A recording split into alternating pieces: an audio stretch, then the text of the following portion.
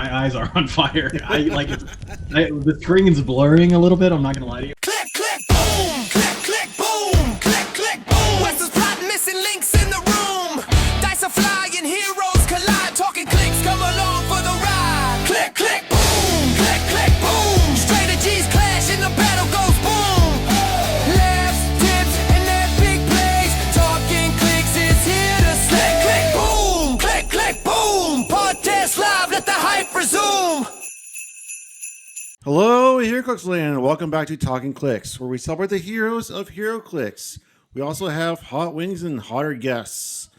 I'm your host, Wespool, and with me, as always, is Scott the Missing Link. Good evening. Scott.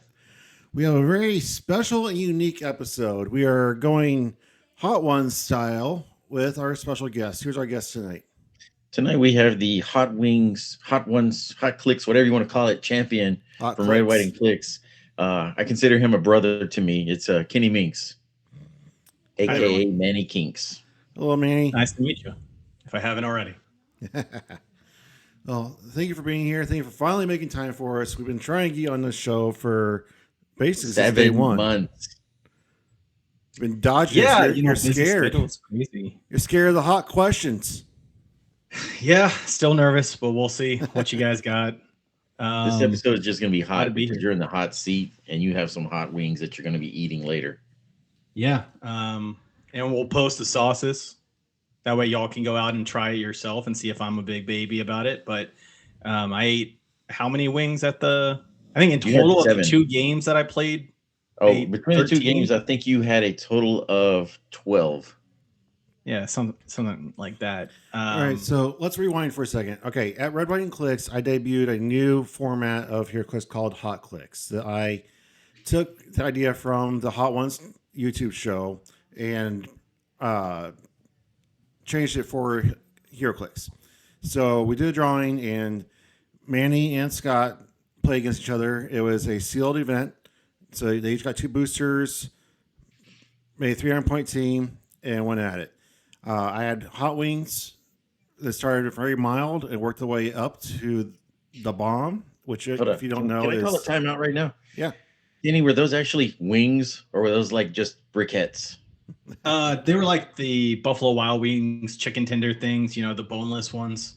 That were left out and then reheated and left out and reheated from the day before. We were left out for a few hours, but he nuked them in the microwave, so they were a little extremely hot. And then once you were at the bomb, it was just also Scoville hot.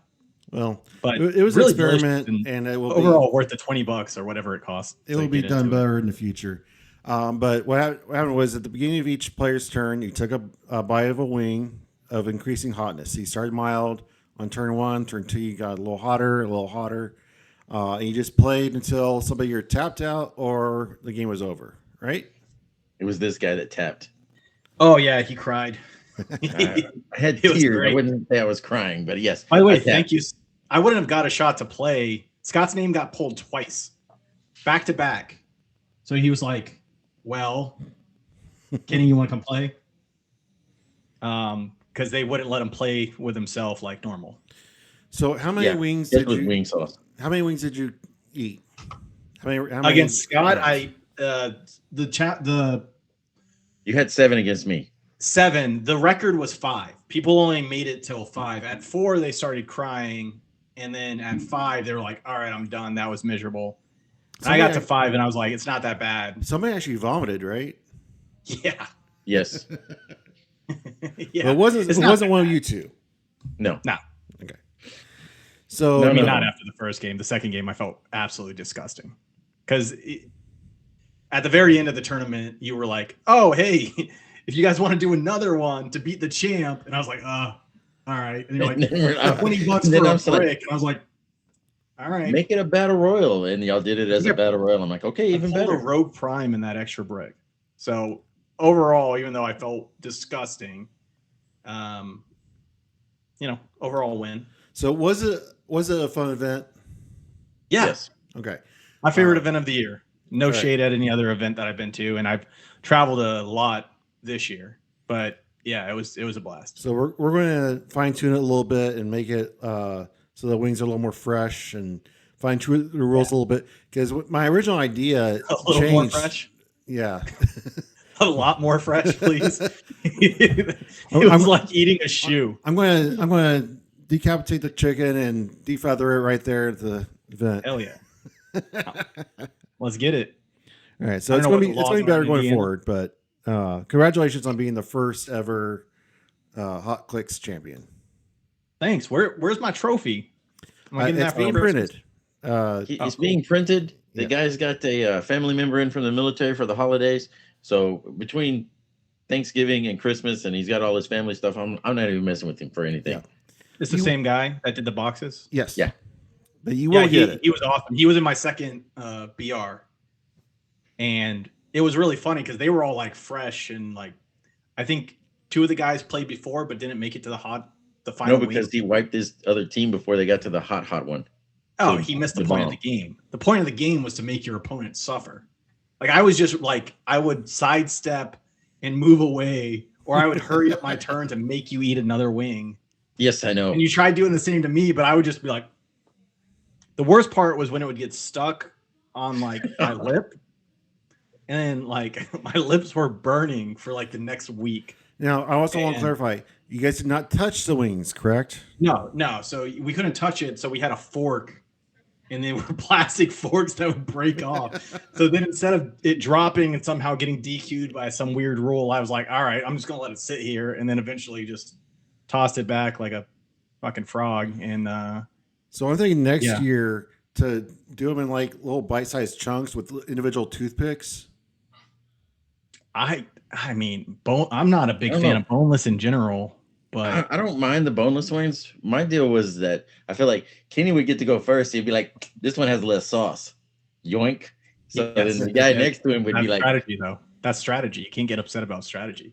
"No, I can't get Yeah, upset about the 'cause you would strategy. I do- get upset about Near the the amount end, of you hot that I dunked had." them in sauce, and there was like two that were just I didn't No, want I those. really do not want sauce on people's hands because I got a little bit of the bomb on my lip by accident, and I felt it for 2 days. Yeah, it's Trust me, I felt not- it for 2 days as well. It's not fun. And then the last round, I think you took them all and put them in like a bowl, and then you just dumped the entire thing on it. Yeah. And shook them around. So I was really strategically picking, and then I actually tapped out that round because I was like, I got a Why am I brick. doing this? I already got my brick. I've already eaten 12 I've proven the wings point at that I dinner. can go eat more. I thought they were going to tap out at 4. No offense to the guys I played, but I thought they were going to tap out at 4. And then a lot of the figures were already dead. Like I was just sending people out and just upping my damage with the shield ability and just blasting people. And so you And- you each got a brick just for playing, correct? Win or lose? Yeah.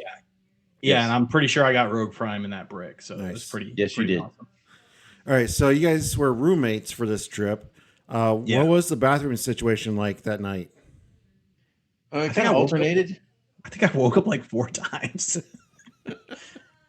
No, I was fine. Took some Toms. I think I drank half a 6-pack or half a 12-pack. We had all these extra beers in the room, and I was like, "This will help the situation." I think Nah. you had 4, I had 2, or you had 5, I had 2, as we were trying to load up our stuff since we both had flights the next day Yeah. I mean, with a buttload of prizing. it wasn't that bad. Yeah, we got paid out. It was that was a highlight of the event, but definitely not the best part, in my opinion. But it was really cool to go home with.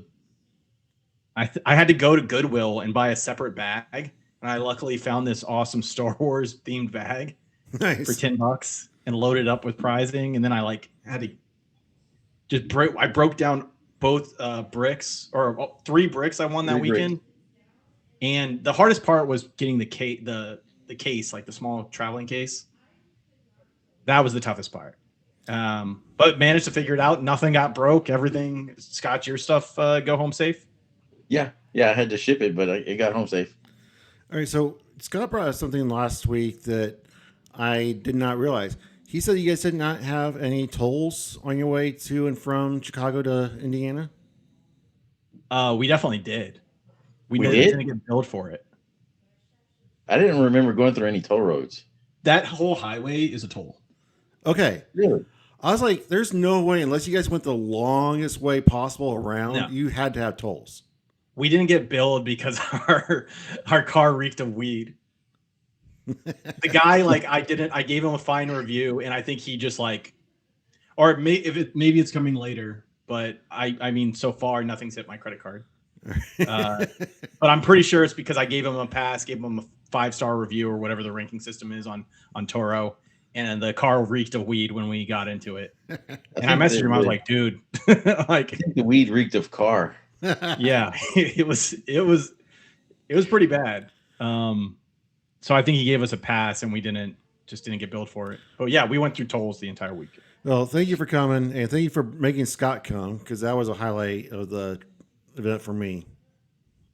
Yeah, it was a blast. I don't think I would have gone just because of the cost from Texas to what we flew into Chicago, which makes it a lot easier from flying into the big towns. I don't know how Scott didn't get a direct flight, but I got a story for you after that. That how I got a direct flight. Leave at the same time. Bro. We were supposed to get on the airplanes at like the same time, leaving to go back home. I got to St. Louis. I had an hour delay plus the weather delay, and then when I'm riding the bus back to the car, the trolley or whatever it is, back to the park and go, there was a lady in the trolley with this, and I talked to everybody, and I'm like, oh, where are you coming from? Because she was in a big jacket, and she's like, oh, I'm coming from Chicago. I'm like, I didn't see you in St. Louis. She's like, no, I flew direct. I'm like, what? And you live in Houston, so like, when you told me, oh no, I'm doing 2 flights, I was like, I guess he's just being really cheap about it. I don't know why he's not just taking a direct flight, because Austin has direct flights. It was right after the government shutdown ended. It was right after the shutdown ended, and my flight got canceled. And they're like, oh, hey, to rebook, click here. And it made me go with these layovers. Oh, yeah. 2-hour drive isn't to Texas. Like, we drive 3 hours just to go play against people in Houston and Dallas, and they do the same.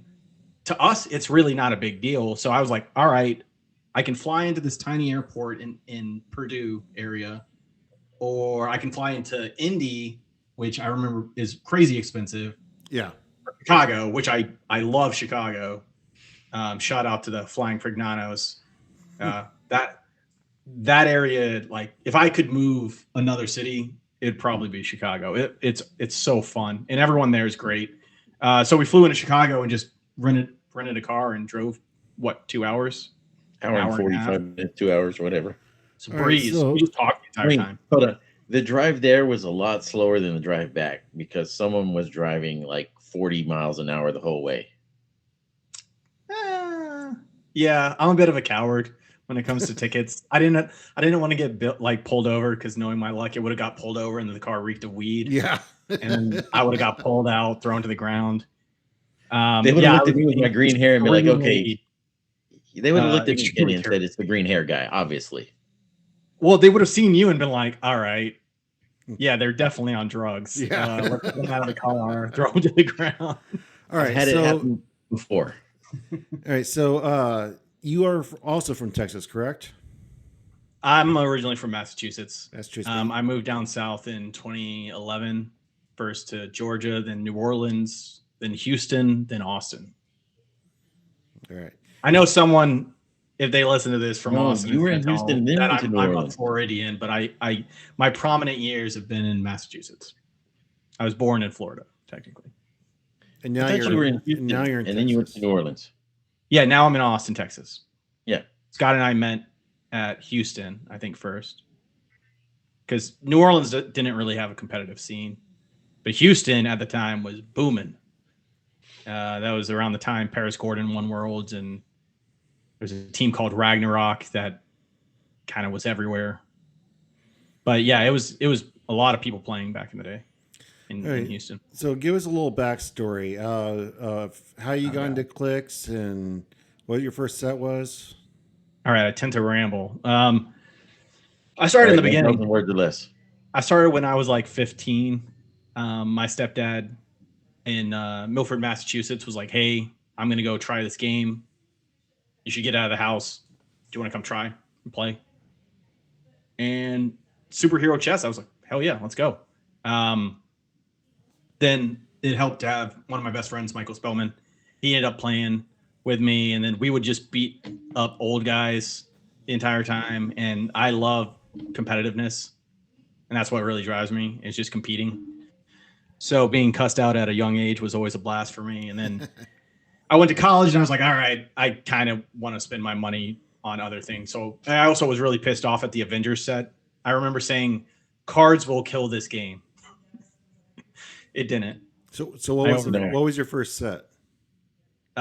Whichever was first, Infinity Challenge or Hyper Time. I think Infinity Challenge was first. Infinity Challenge was first. I started right at the beginning. I still have like all my old stuff in my garage. But then really like the set I loved is when I got back in the game and there was Brave and the Bold. And me and my buddy Spellman were going to check out a local comic book shop. I just graduated. And there was that Flash Green Lantern figure they just made a legacy card of. Someone was playing with that, and we saw these guys that we used to play with, and we were talking up with them. I was like, you know what? I'm going to test my luck. I bought a booster off the wall. It was the Flash and Green Lantern duo. I was like, all right, I'm back in. And then I started playing in Georgia a little bit, played at Dragon Con, slept through the main event. Then really started picking it back up when I moved to Houston. Because that group Ragnarok would talk a lot of shit. And like I said, I'm competitive. Shout out to Paris Gordon, Desmond Bostic. Who else is on it? Other there's guys. not many players from Ragnarok left. Yeah, but Paris is still alive. He's around. Yeah. He's actually hosting states. And then I moved to Houston, to Austin from New Orleans after I lived in Houston. So I worked in hotels. So they would basically trade me. They'd be like, hey, what do you think about working over here? We'll give you a salary bump. So I got traded between Houston and New Orleans like 3 times. And then I was like, New Orleans is going to kill me. I got to get out of the city. It's too much good food and drinking. I got to go. And then I moved to Austin to be close to my mom and sister. And I've been stuck here ever since. Is that 1,000 words or less? I think I was right under. You're close. But yeah, my first set was Infinity Challenge. I don't really count that as like, when I look back at the sets, the old sets, that's not one I was like, oh, this was awesome. I think like Icons was a dope set. Legacy was probably my favorite. You know, they had the Batman with the head that would pop off. Yeah, on the blue base. Y'all started at the beginning, right? I did. And Wes? What's that? Did you start at the beginning? No, I've only been playing since 2020. Gotcha. Okay. That's when he started playing, but he knew about the game when he was also a youth. Well, yeah. I mean, 20. Oh, shit. Does that count as a question? Should I be eating a wing? Not yet. No, not yet. Okay. Gonna go cold. No, this is just the get to know you part. And then the questionnaire is when you're going to eat the wings, but we're doing a little different. Usually we try and do rapid fire questions for the questionnaire. We're going to slow roll it a little bit so you can savor your wings. Special 9-hour episode of Talkn Clix with the guy who doesn't want to be on. Who does 9 hours? It's too long. So normally I give everybody a warning before the show that if you've never been on one of these shows before, your voice sounds terrible when you listen to it. Oh, but I'm sure you're already aware. Yeah.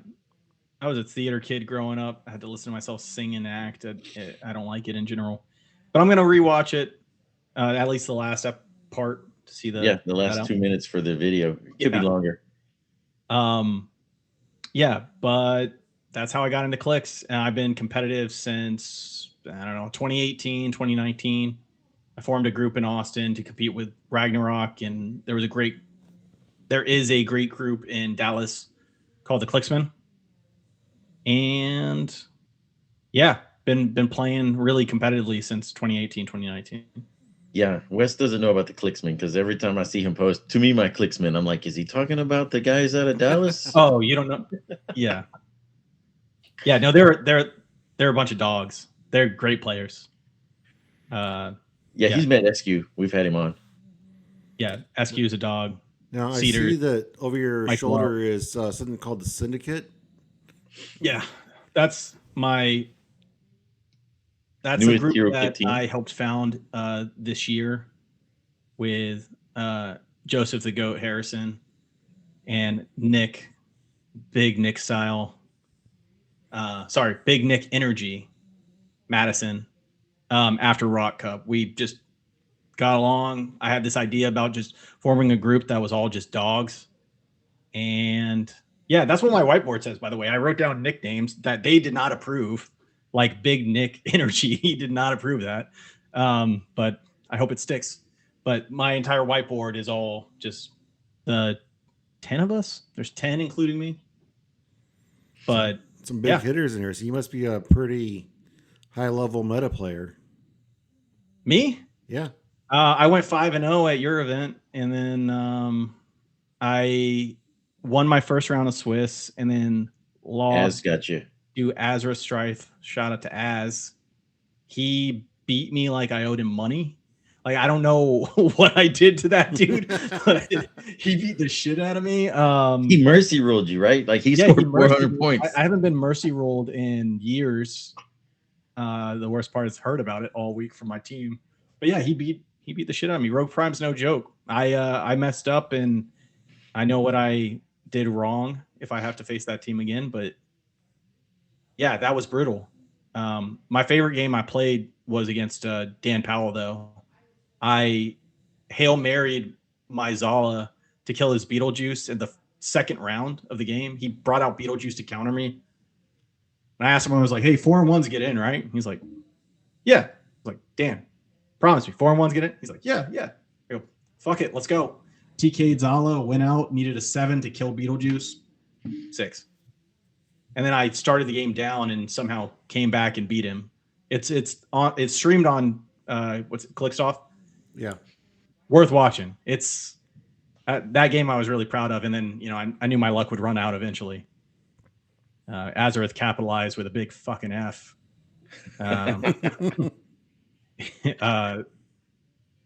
Yeah, that game was brutal. But I thought he would like lighten up near the end of it and like give me a shot.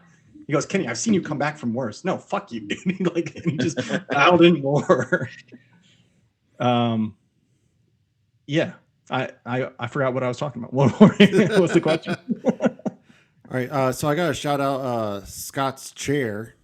He's swiveling in a brand new chair today. No longer the hard, rock solid bench that he was on. No, I mean, it may eventually come from Office Depot, but I got it from Exclusive Furniture, where low prices live, because that's their catchphrase. We had sponsored by Exclusive Furniture. What's that? Y'all sponsored by Exclusive Furniture? No, we're not sponsored by Exclusive Furniture. I had some I had an old chair in here that we had from an old kitchen table, and I'm like, okay, this wooden chair's been here forever. We used to have padding in it, but I've been sitting in it since I got in the show in late April, and we got this voucher for X amount off plus whatever. So I'm like, okay, I got this card. I got to go in 1st of December and order this thing, and then I'm like, I'm gonna walk out with a chair. I'm gonna be great. No, it was like 3 weeks to deliver it. I'm like, what? Why didn't you? No, not a big Amazon guy. I mean, it was basically free. So I guess then it's worth the wait. Yes, exactly. Does it have different height levels, or are you? Yeah, it'll go up and down. That and it'll lean, but I have everything locked where it is right now. Right, so you want to ask him anything before we move into the hot one section? I want to know his opinion. This guy's known me for a decade. I don't know what he could ask me that is, besides the gotcha questions. That's why I'm so nervous. Is because I'm trying not to get any gotcha questions on you. All right. What's your views on Roll20? The app itself is great. It's the dice. It's a resource to be able to play, and it kind of saved the game in the pandemic. Yeah, because we were on teams in the pandemic. As I have opinions on the dice roller, I refuse to roll the dice roller. Like even when I play, like the syndicate is stretched across the United States. We have members in every single region, mostly. And when I practice, I say I'm not going to roll those dice. I'm gonna lose by my own hand. I'm not going to lose to a stupid algorithm that is going to just curse me. Like the pandemic, they made us play with the stupid dice roller. I'm not doing it. So I was like, you just got to trust me. I'm not, if I'm lying about a practice game, then I'm a pretty big loser. Like I'm not going to do that. So they luckily trust me and don't think I'm a loser. And yeah, not a big fan of the dice roller, if that's what you were getting at. Like, yeah, that's kind of what I was getting at. I mean, we did well in that virtual I mean, it wasn't technically Worlds. It was Scott Crampton that hosted that, I believe. The pandemic is a blur. It's a lot of box wine. I don't remember a lot of.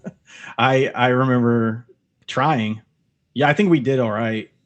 Yeah, we made the cut. It was me, you, and Murder Mittens. Oh, Murder Mittens. Yeah. I wonder how those guys are got. A group from Michigan joined Earthbound way late. What was that? Yeah, 2020. Lewis Race, I think, was the person that pushed for them to join. Murder Mittens. He was a kid that's just really, really good.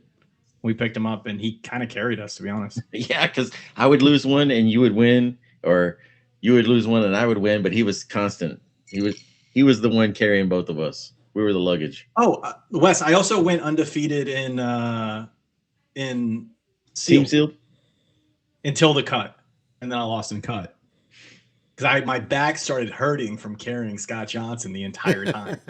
Hold on, you wasn't just carrying me; you were carrying Illuminati also. No, Lou did great.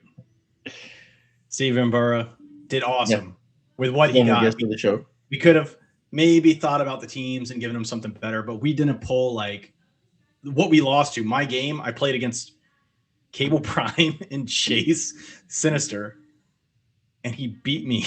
Like, I tried. I almost came back, but yeah, I can't do anything against that.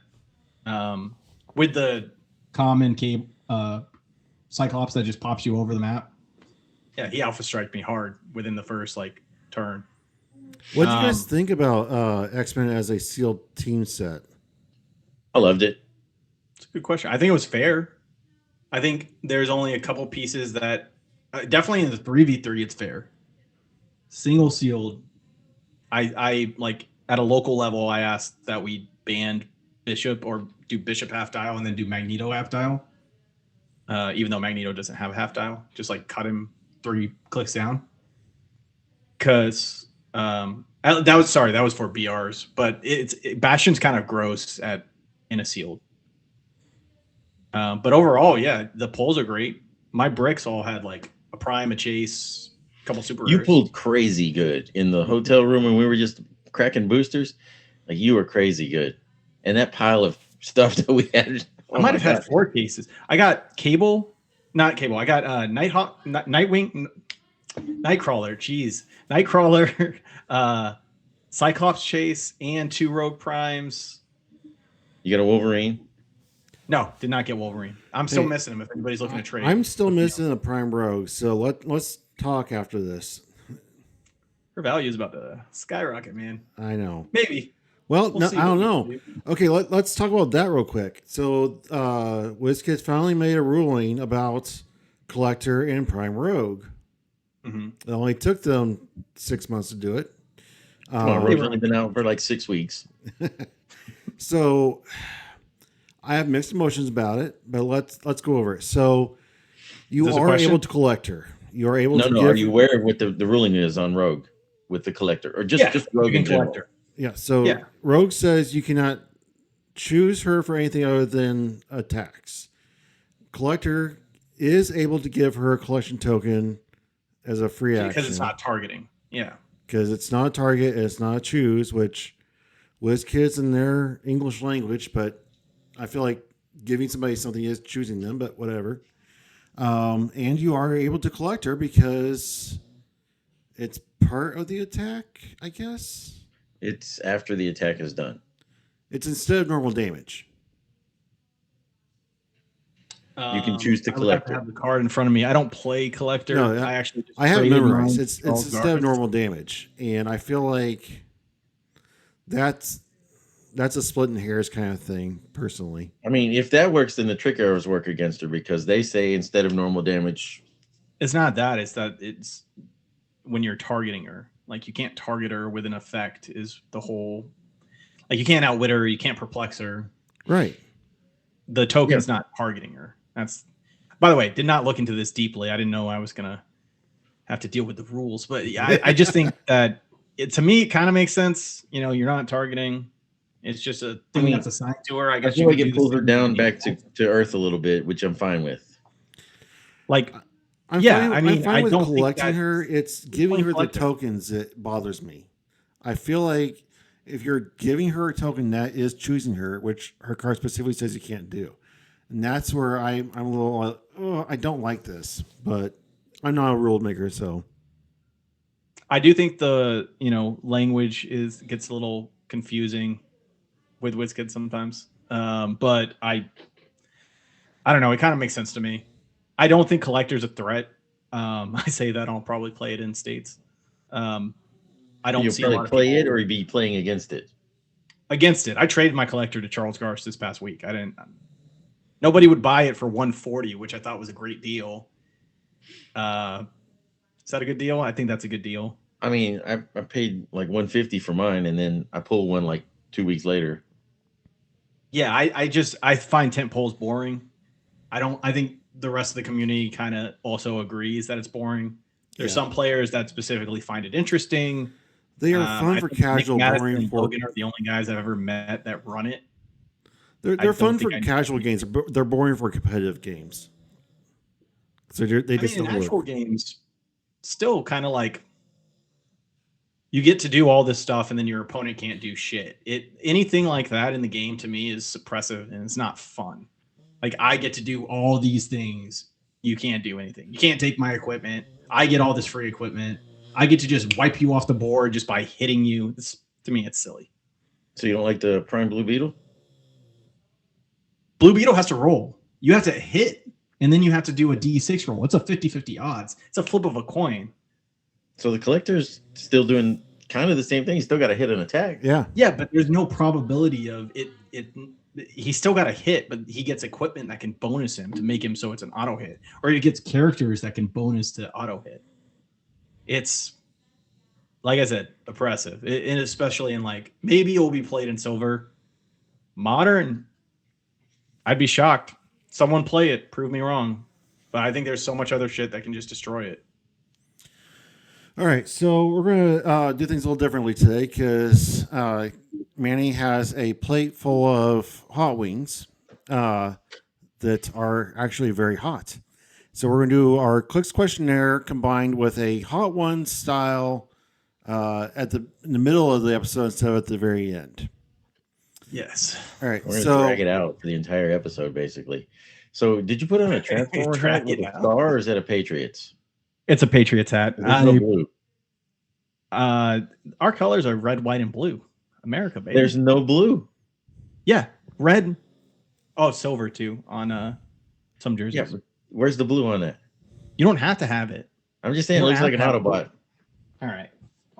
Well, I want to show everyone my Christmas sweater because I thought we were all getting festive before we start this. Look, I am very festive. I will have you know, I have ugly sweater hey dudes on. Hey, there's nothing more festive than Deadpool. He's a man in a red suit. The greatest coach of all time. It says, God, let's party. There you go. All right. But it's too hot in my house and it's Texas. Fine, I won't wear the hat, Scott. Fine. See, I'm still in your head. I'm excited to do this. It was my dumb idea, but y'all went along with it, which is really cool. Hey, I'm all about dumb ideas. Put my wings with some tinfoil so they're not dried out. I hope it works. So I'll introduce your first wing. It's going to be the Yellowbird Habanero. It has a Scoville score of 6,000. Yes, it is. This company Yellowbird's based out of Austin, Texas. It's fantastic. Oh, maybe not Austin. It says made in Texas. I thought it was Austin, but no, Austin. Yeah, 512. So what's the question? All right. So, well, first of all, the Clix questionnaire is all about getting to know you, the player. You've been playing for a long time, and this is to get the Clix community to know you inside and out and get to know you personally, much deeper than people just know your name. All right. So the first question is toilet paper, over or under? Such a hard. How is it on the roll? Not how you use it. No, I understand. That's a very over. Over? Yeah. Do I have to give reasoning? No, no. Can I get I mean, one? I know you have cats or a cat. You have 2 cats now. 2 baby kittens. Atlantis Fair enough. Meowth and Queen Amidala. They're tabby mixes. They kind of look like tabbies and calicos mixed together. All right, Scott, ask your next question. You want to ask the next? I'll ask the next question, but I feel like we got some little chatting to do, but so you can still digest this wing. How was that one? It's Yellowbird. It's easy. It's habanero. What was it? 6,000 Scoville. Yeah, That's 6,000 Scoville. Might be hot for some, but not for me. No, habanero. Like when I get wings, we go to Wings Etc. because it's right off the road, and I get their habanero mango. And so I've got a habanero mango on here. You can buy it in any local grocery store. I love it when they inject a little sweetness in with the hotness. Oh yeah. So you had one at yours, Wes. The 4th one, it had some sweetness to it. I'm like, I can feel sweetness in this. Yeah. I don't know why, but it just makes it better. Yeah. It was a little hot and sweet, but I only tasted the hot on that one. The 4 was the 4. The 4, I found it to be sweet. Yeah, I think you were just going through something. I think your brain was like, "Why am I doing this? This is gonna hurt." Right. So your second wing is Nando's Peri Peri Hot Scoville of 8,000 to 10,000. It's brand Nando's, origin of Johannesburg, South Africa. Yeah, Nando's I had Nando's first. I was in England, and I used to date this British girl, and she bought me a box set of Nando's sauces. So I was all about it. And it's good. It's a chain. It's massive. They just made a Nando's in Austin at the Mueller. If anybody lives here, cheers. Oh, I forgot. I was going to eat a gingerbread cookie while you eat your wings. I love it. So I'll be interviewing most of this while you're scarfing down cookies. All right. But you didn't ask me a question. Yes, Coke or Pepsi? What do you put in your bourbon? I don't do soda anymore, but if I have to choose, Coke. So I actually I just can answer something and say something anything I want. Yeah. This is free will here. This is how we get to know you. Okay. I actually had a family that lived in Johannesburg, South Africa for a long time. They were missionaries from Michigan, and they raised 3 kids down in Johannesburg for most of my life. I didn't know it was from South Africa, to be honest. I thought it was always a English brand. But the more you know. Glad I gave you the fact sheets and I didn't even read it. I'm trying to keep up, and I got 2 things I'm going through. All right, I'm going to ask another question just so you're not just back to back down on these things. Yeah. What is I'm hungry, the man. best sandwich? Wes, you better have a cookie. Go on. We got diabetes in one corner, and we have melting his internals in the other corner.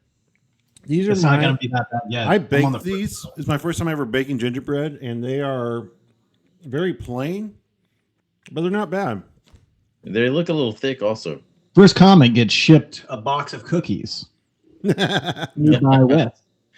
Hey, speaking of which, you want to get something shipped, it should be a package from me to you. Is that what I'm receiving? I got a notification from USPS saying I should get something by Wednesday. Stop sending me trash, Scott. I didn't send you anything. It's not Can we me. talk about this for a minute? Like I'm not on the hot sauce yet, like the actual where it's painful, but there was a prize, Scott, at Red, White, and Clix. Can you describe that prize and your thought process behind it? That prize was what I call a treasure box. Kenny Minks here has been one of the recipients of many of my treasure boxes that I've had mailed to him / other people hand delivered to him. And he always gets good stuff in his treasure box. Not true. There's only one What do you mean not true? I enjoy putting these boxes together. Last time It fills my heart with joy to build them. Last time I got a treasure box, Scott, was you sent it right before I was moving out. So I thought it was like I bought a house 2 years ago out in Elgin, Texas. And Scott sent me a box of garbage to my apartment, and I'm trying to like get rid of stuff and like pack down. I thought he was gonna send me like, because we've been friends for a decade. I thought he was gonna send me like housewarming stuff. Like he owns a house with his wife. You know, I thought he was gonna send me like, oh hey, here's a good starter kit. Here's like a, you know, if you want to paint the walls, or I don't know shit about houses. It was a starter kit. Help me out, and it's garbage. It's all of his old used shit. He like. Hey, Like one man's trash is another man's treasure, man. You had snacks.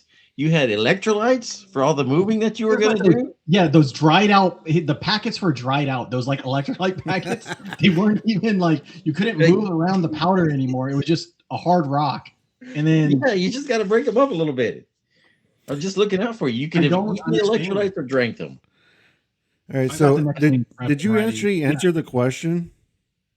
Of the best sandwich, he has not answered that because we got under the treasure box. I got heated for a second about how ridiculous it is to give another man a box, like not like, you know, the prize at RWC was probably about that big, and then the only thing in it was an exo snack, and it was all garbage. Sorry for whatever person got that. I will give you an LE next time I see you. If you go to Worlds, just call me out. I'm forgetting who actually got that, but I believe it was Paul Neff got it. We just had him on the show. Paul? Yeah, yeah, Paul. You know me, Pittsburgh. Hit me up. I'll give you an LE for apologizing. Manny, for my friend's weird sense of humor. Manny, focus. What is the best sandwich? That's a tough question. What do you mean? Like, what is the best sandwich? The hot dog. Chicken parm. You're not gonna go with the Chicago dog? Chicken parm is the best thing ever. It's lightly fried, sometimes baked. It's got cheese, no vegetables. It's fantastic. All right. So you're up to 10,000 Scoville units. All right. This is Melinda's habanero. This is the stuff you would like. Melinda's mango habanero Scoville reading of 15,000 to 20,000. 20,000. Brand Melinda's. Origin Belize, now produced in the United States. So Manny Kinks, if you could go back in time and tell yourself let's go back and go back in time and tell your 15-year-old self one thing, what would it be? Wes, you need a cookie. Have so many dark jokes. Not gonna go that route. I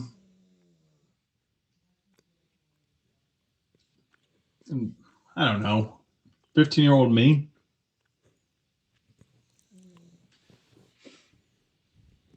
That's a tough question. How do people mostly answer this? They always say invest. I think my first thought was invest in crypto, but if it was me to go back and tell my 15-year-old self something, it would be do yoga, maintain a yoga. That way, because when you get older, you'll be more flexible. I like being, just in pain all the time. I'd probably say there's going to be a Patriots game in the future where they come back from an incredible deficit. Do not get blackout drunk during that game. It's the greatest thing you'll ever see in your life. Because that's what me and my friends did while in Houston, where the Super Bowl was for the Atlanta Falcons and Patriots, and I regret it. I know we were down 28-3. Like it wasn't going to happen, and it happened. Yeah. Other than that, it's been a good ride.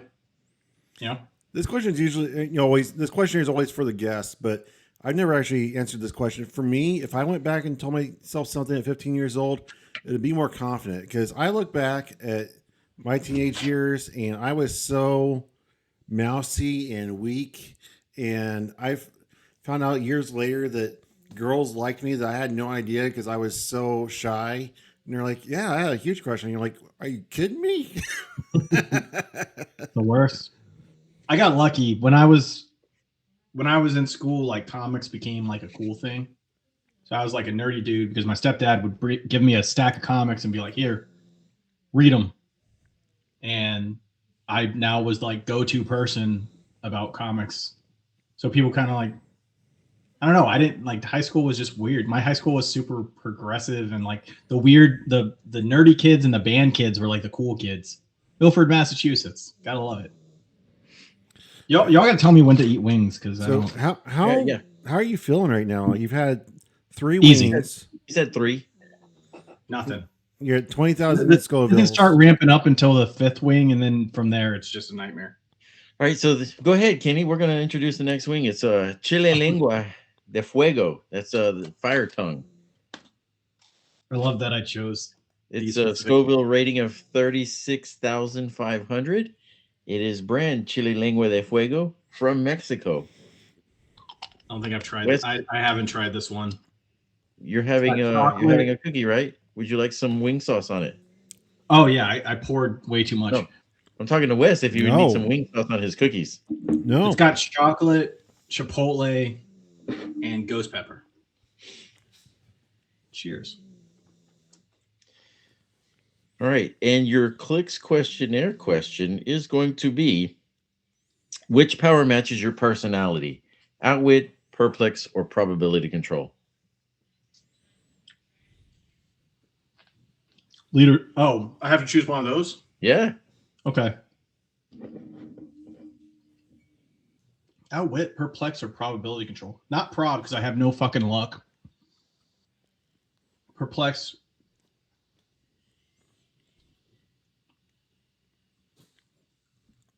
Perplex. Perplex. All right. Earthbound, neutralized, battle fury, or poison? What was the first one? Earthbound, neutralized. Poison and Battle Fury? Battle Fury. I'm from New England. Yeah. Okay. Of the Everyone's 3 thinking Golden Battle Girls, who would you take out on a date? I've never seen the show, but whatever Betty White is. Betty White, 100%. Betty White. If I could choose a power, it'd be different. Is that one of the questions? You get to choose. Yeah, go ahead. Choose a power. Yeah, what would your your power power. be that you're choosing just to Leadership. represent you? I'm a leader. I don't know. Yeah, I founded 2 teams. You know, big into teamwork, big into community. I like leadership. I think it's super important on your team. It is very important on your team. I find that it can be a crutch on a lot of people's teams. Because if you can take away their action economy and the way their team functions, it's just like a vehicle. If you have a spark plug that's misfiring, it's not going to run as good or smooth. Yeah, good point. The Phoenix Pog is the greatest thing to happen to Clix in the last couple of years, in my opinion. That's a bold-faced lie. It's not. I'm being sincere. I think I like the Phoenix Pog. It's not it's too cost efficient. What do you mean too cost efficient? Sharing You have a keywords? pog. What's that? Sharing To give out keywords. keywords? Yeah. That's huge. That is very huge. You have a pog that is similar in value statistic wise. It has a team ability of stealth instead of wild card. I believe the Phoenix pog has a wild card. Is it a wild card? No. No. Okay, so this one It's has all stealth. other keywords. But the power set is very similar, and it's 25 points. It's the manifold pog. Like, how is that? Because 15 more points. It's a You can put copycat googly plus eye. expensive. You can put a googly eye on it, and then it becomes really funny. You can't do that with a manifold pog. I mean, you could, I mean, you could, but you know, but that doesn't mean it's cost if it's not costed right for what it does. I think It if should you- be a 25-point pog. I think if you win something at that level, then yeah, you should be able to design something that challenges the game. Otherwise, Okay, so- what's the reward? What's the reward for going out and playing meta? When's Just exclusivity going to be lifted off of it? That way, regular people can get them instead of the ones that had to travel to an event and not pay $100. That's a great question for Howard, not me. You should ask The Rock. I'm not in charge of shipping Like figures. even with states, states Yeah, have you can buy started as them some out. places, I don't right? know How why come you they're not can't. passing them out at states? No, they do. I'll say I went to what's it called? Heroclix for Huntington's this past year. That's were where they awesome passed them out. out at. I'm talking about states. We are 6+ months past it. We should be lifting some of that exclusivity off of it. So that way, it separates the reason to go to Huntsville, Alabama, or So, wherever. But because eventually, I have- like, yes, I get that. That's important because if you can just my problem with being able to just buy all the buyables online from any event, getting the buyables is why you go to events. But this far away from the event, you should have access to it. Why? why? Yeah, Because it people is. want it. I think that there with events you have to provide a reason for people to go. Yes, 6 months, and you have maybe 6 a year. months plus. Sure, 6 months. No, you should be able to go support a local event. You run a local event. If you had an exclusive figure, I think that's why one reason some people attend is so they can get the shot to make a map or make a legacy card or make a whatever else, or to and the Phoenix crew, they did great. They won an event. They made something that I don't know how that got passed, but it surprisingly is only 10 points. But I think that people need to buy in and go to the events, go support the events where you can do this stuff and win. I don't know why Worlds doesn't allow you to make figures anymore. I think Azure Strifes won fucking teams twice. You should. There should be a value to going to these events. I understand that there's a value of going to these events, but there's also this thing called life and work and family and other things that will distract you or keep you from going to these things. Should that limit me from having access to something 6 months to a year after it's released? Like, it's a hard question. I'm going to sound like at the time, yes. Like, it is very rewarding to have that exclusivity, but like pre-release. So people that have access to pre-release get stuff a week or two ahead of everybody else. At some point, the rest of the community gets to catch up. Mm-hmm. I think overall my opinion is a little weird on this because I look at it, it's a collectible game, and the one thing I think that is bad about the market right now is that there's not really a value. Like I said, I was trying to sell a collector something that it's an ultra chase. It should be highly valued and it's competitive in meta, but because of how much stuff is on the market, it holds no value. It crashes and people will just set a price for $100 and then all of a sudden that's what the value is. I think there's nothing wrong with being exclusive. I know I'm going to get roasted on that, but that's no. I'm fine with it being exclusive, but I'm saying that after it's had its time being exclusive, like a pre-release, you have 2 weeks, you have 3 weeks potentially. 6 months. 6 months. 6 months. I'd say a year minimum. A year, whatever the exclusivity level is. We need to get those in people's hands. Like Kevin was hyper exclusive because he was pulled in how many boosters? Well, so why aren't they in the prize kits? They're not in the prize kits, right? You can only get them. I don't know if they're in the prize kits. I haven't been to a stage yet, but I don't think they are. So why are they not in prize kits? Is what I'm saying. Because why are we not testing them out for the Rock? I don't know. That's a good question. I think after a certain amount of time, yeah. But they should be a prize. They should be winnable. It shouldn't be like you can go to the website, like the maps, and buy Brock's Bunker for $35. I bought my Brock's Bunker at a local shop who just had a handful of them and was selling them for $30. All right, I need you to eat a wing. Yeah. Okay. So what are we looking at? We're looking at the Pepper Palace Apple Smoked Habanero, Scoville of 60. Big store in New Orleans. Matt Donham and me, we go in there every time we visit. I'm going to correct you. That would be Matt Donham and I. Jeez. Wrong about two things: exclusivity, however you say that word, and then. And this is a big step up. So we're going from 36,000 to between 60 and 70,000 Scoville units.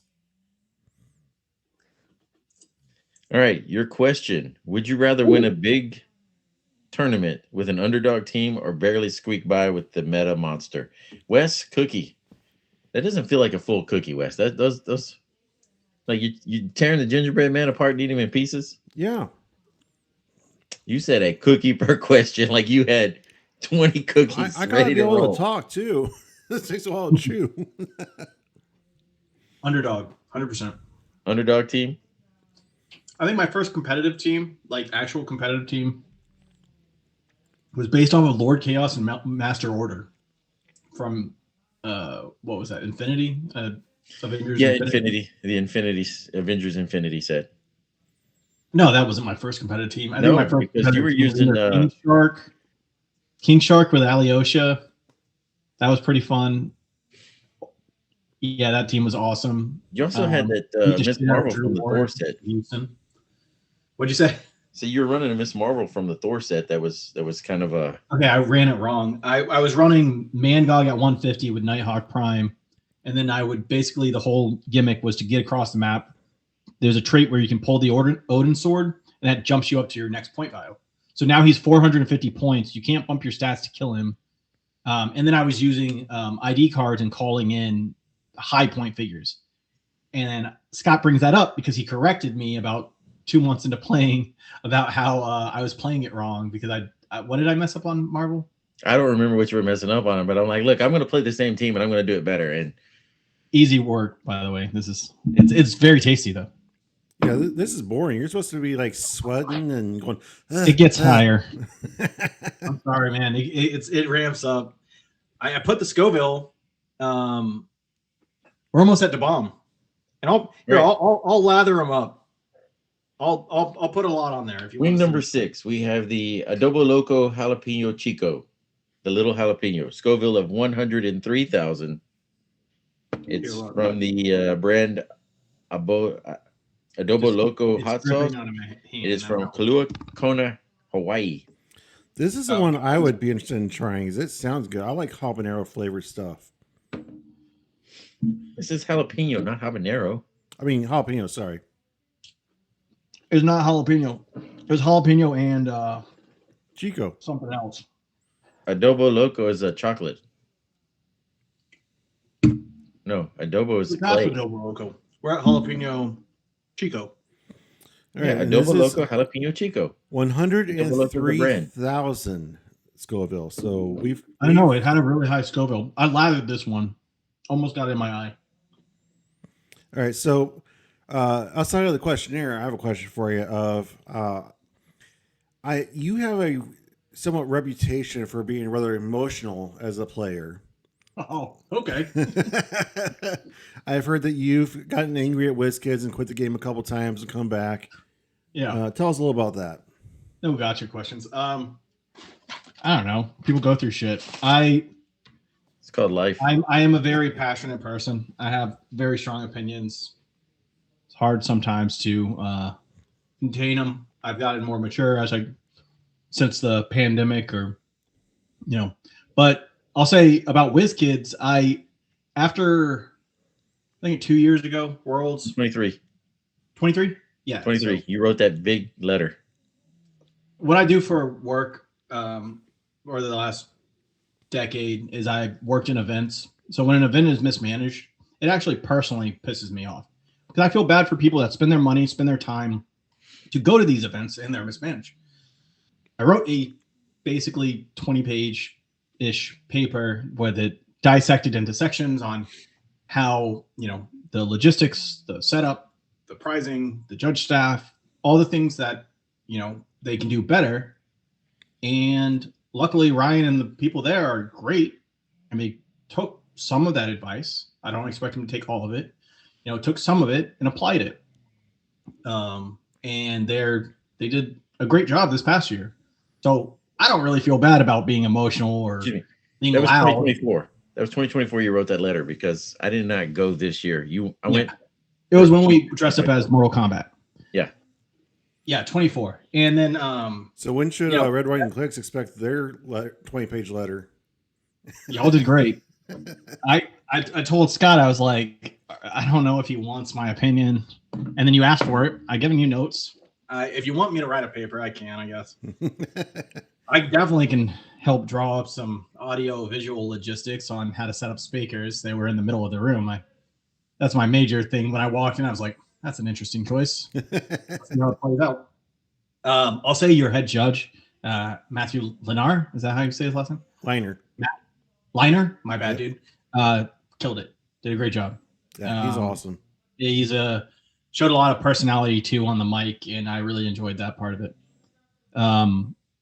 The first part about quitting the game, I mean, people get burnt out. I get pissed off at when they do, there's no poor communication, or they don't, just talk to us players and say, hey, what's going on, and try to fix stuff. And then, we're spending our money on it. I decided to quit. But the problem is I'm loud. I am emotional. I'm always going to be like that. I'm from Massachusetts. That's how people are up north. So what does quitting look like? Because I've heard of other players say that they, quote, quit the game. Like Lucas, he just put a big thing out saying he quit, and then he showed up at the next event. Lucas, I think it's really spending your money and time and focusing your energy on it. Lucas does a lot for the community. Yeah. As far as like, he has a podcast. He's a loud voice in the community. I think he's just stepping aside, but I don't think it's like a quitting. I think it's a stepping aside to, deal with life, as Scott said, people sometimes have to do. So when you quit, like me, I straight one. It was not the same situation. Did you sell off everything or what? I started selling a lot of good stuff. That's why I'm constantly getting back my collection. And then, I don't know, a friend, usually a teammate, would bring me back in and be like, hey man, this would be fun if we go. And then I get a new spark of why I love the game by having a fun, friendly game, or even a competitive meta game, but it was fun with some of my locals, or some of the people I play in Texas and Oklahoma or New Orleans, Mississippi, a lot of the places I travel to. I'll have a really good game, and that just sparks me to want to come back because of the community. And then I just realized, like, companies might just make bad decisions, but as long as the community's here, it's not that bad, I guess. I've matured a lot since I was doing all of the loud, emotional quitting. I'll say, people get older, people make mistakes. I tend to ramble. I'm still waiting to make mine. But yeah, I don't like sticking in an environment where it doesn't seem like it's getting better. And when I was being loud and quitting, that's what I thought, is that the game wasn't going to get better. And it has. It's been great. I probably will dial back how much I travel next year, but that's just because it's expensive. All right, now on to your question. Super sensors or shape change. What do you let your opponent roll for? Wes, where's the cookie? Do you want me to do a wing? No, you already ate your wing. Oh, you gotta. Look, I got like. What do you mean? What do I allow the opponent to roll for? Yeah, okay. You have an outwit, and they have shape change and super senses. Which one are you going to let them roll for? Which one are you outwitting? Shape change. I can deal with the probability of it not hitting, not being able to attack them at all. That always feels bad, doesn't it? Yeah, I like the chance that you have to also roll, after I make the attack. I mean, shape change would be the right thing. I can crit hit. Yes, I can crit hit, and you can't do shit. Y'all should make me do the bomb, because that one actually had some heat on it. If you want to see it suffer. Which one are we on? 7. The Bomb, Beyond Insanity Evolution, Scoville of 135,600. It is from Spice and Foods. Origin is Kansas City, Kansas. Boring. I want to amp it up. I'm going to do it West style. Just slather this sucker in fucking bomb sauce. Here you go. I watched a documentary about where they actually make the sauce, and they never intended for it to be used the way that it's used on Hot Ones. Hot Ones, they do what he just said. They put the sauce on it and you eat it like that. It's meant to put a drop in like a vat of chili to spice it up. It's not meant to be like a dipping sauce or a hot wing sauce. But because of Hot Ones, and people react so extremely to it usually, like that's where they get their really funny clips on the show, is when they eat the bomb. But it was never meant to be that way. But now they are pumping it out like crazy because people love it. Fucking sauce. This just brought me back memories of sitting across from Scott and just, oh God, I just put another wing in the. That's not good. So Scott, are you a little jealous right now? Do you wish you had some Da Bomb in front of you? The flavor of Da Bomb was not very tasty. I just want to say, on that wing number 6, when I took that drink, that's what messed me up completely. So how you Yeah. feeling, You got a boss? little hot right now, Trying to Kenny. resist. All right. Do you talk to your dice or your figures? And I need you to tell the truth. What's an example of talking to your figures? I think I know. Come on, guys, pick it up. We gotta get this. Gotta get this W. Gotta get that bread. No, that's Come on, fucking Cap. insane. Why can't you ever get a I leadership? You're Captain America. Get a leadership. Come on. never. No, that's nuts. I would never do that. I talk to my dice like a normal person. You You talk piece to of your shit, dice guys. like a normal person. Like, come on, sweet Yeah. babies. I'll let you ride in my front pocket. They know they're special for a reason. You know, I got them in the front box. You know, that was such a poor decision. I actually like lathered it up just to impress you, Wes, and the back of my mouth is just uncomfortable. No, I talk to my dice. I usually curse them out. My hardest games are if I'm playing against a kid and I can't swear, because that's just moral thing with me. I don't like swearing in front of the elderly or children. So, which one do I qualify for? You're both. Child, I'm a child. I'm an elderly child. elderly child. All right. So tell the audience how you're feeling right now. Where are you feeling the sauce? If after I ate that, it would be a close-in zoom to my eyes. Like, I can give you all some stills. The thing is, I didn't prepare well for drinks. I have what's in Manny Kinks cup. I have water for backup, like worst case situations. I have whiskey and then a Miller Lite. All bad choices. Soda is probably the worst choice. Anything carbonated is the worst choice. Yeah. Are you? Where in your mouth are you feeling it? Yes. Tongue. It's all over my tongue, and then the back of my tongue near my teeth, like under my teeth. Are you snotting yet? Not yet. No. It takes quite a bit. Like I said, it ramps up, but you got to understand, Wes. My heat tolerance is pretty damn high. Yeah, you're I insane. eventually want to go to the Reaper eating contest, and I think it's in North or South Carolina. Are you ready for the next one? Yeah, let's rip it. I got Next the wing one is out here. I'm First just Place stalling. Smoked Scorpion. Oh It god. has a Scoville rating of 250,000 to 400,000. This is double the bomb to triple of the bomb. Which blows my mind because I didn't think there would be anything hotter than the bomb. Like It the is bomb to made me is in insane. Hawaii. I hope it doesn't have pineapple. It does not say. Whoa. Oh yes, Kenny is allergic to pineapple. Well, No, you what? picked these sauces, man, so that's on you. No, this was a gift. This was actually a gift by an old coworker, obviously trying to kill me. I don't know. If it's got pineapple, then skip it. So YOLO. Maine just ate the bomb. Why? He were doing hot ones, basically, Why? just for fun. Because That's stupid. he's insane. Like, he wanted to do it while we're interviewing him. Is that April? Yeah. Hi, April. Hi. Hi, April. Hey. Oh, you get a hey. I get a hi. Well, she was impressed because she actually is what kept me going. Because she was like, "You're fucking crazy." Yeah. They were like cheering us on when we were doing it. Yeah, she was a little worried about you guys. I was worried about Scott. We had an audience. That was actually really fun. All right, so what is the proper way to open a booster?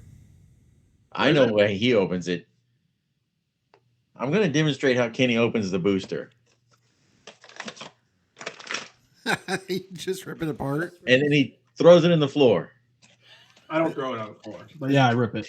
Exactly. You However, rip it from the I top, have no right? perspective on it because I've never actually heard someone ask that. You rip it from the top. Yeah, but like we did bottom rips for teams, and it was really helpful to store figures in later. But yeah, I rip from the top. I don't have patience for that shit. Let's get going. Let's get this common forge that I'm going to get 4 times. I'm not going to get anything good. All right, so my beautiful wife has thoughts on the top versus bottom. It's only normal to open it from the top. I don't care if there's tape on the bottom. I don't care. Do you open a box of cereal from the bottom? Do you open any other box from the bottom? I'm pro yeah. top. Can't believe Those are the words that are coming out of my mouth today. But yes, pro top. I've never heard or seen, like, Scott, you're a bottom guy, right? Yeah. I've never seen you talk about it or do it. So is this a I new did it thing? when we were at Team Worlds. As I was dressed up as Sub-Zero, I was opening them from the bottom as y'all were pulling them out. We were just, oh yeah, we were organizing.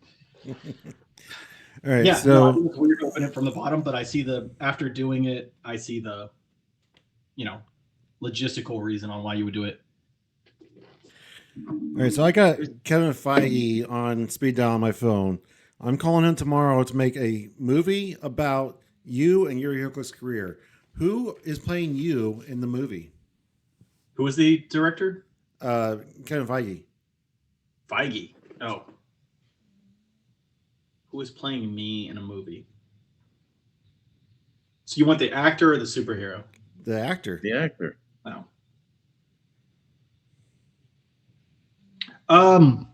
Well, have you guys ever seen the show New Girl? There's a guy on there, the guy that plays Nick Miller. He's just the schlubby guy in every show or movie he's in. That's like, he's got like a beard kind of like mine, and he's kind of in that show specifically nitpicky and complaining. I've been compared to him. I think he would do a good, accurate job at least of being loud and opinionated.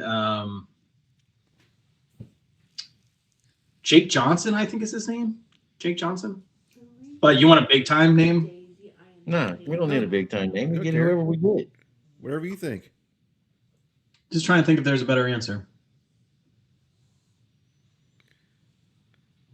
I feel like you Either remind me of that or- somebody, but I can't put my finger on it.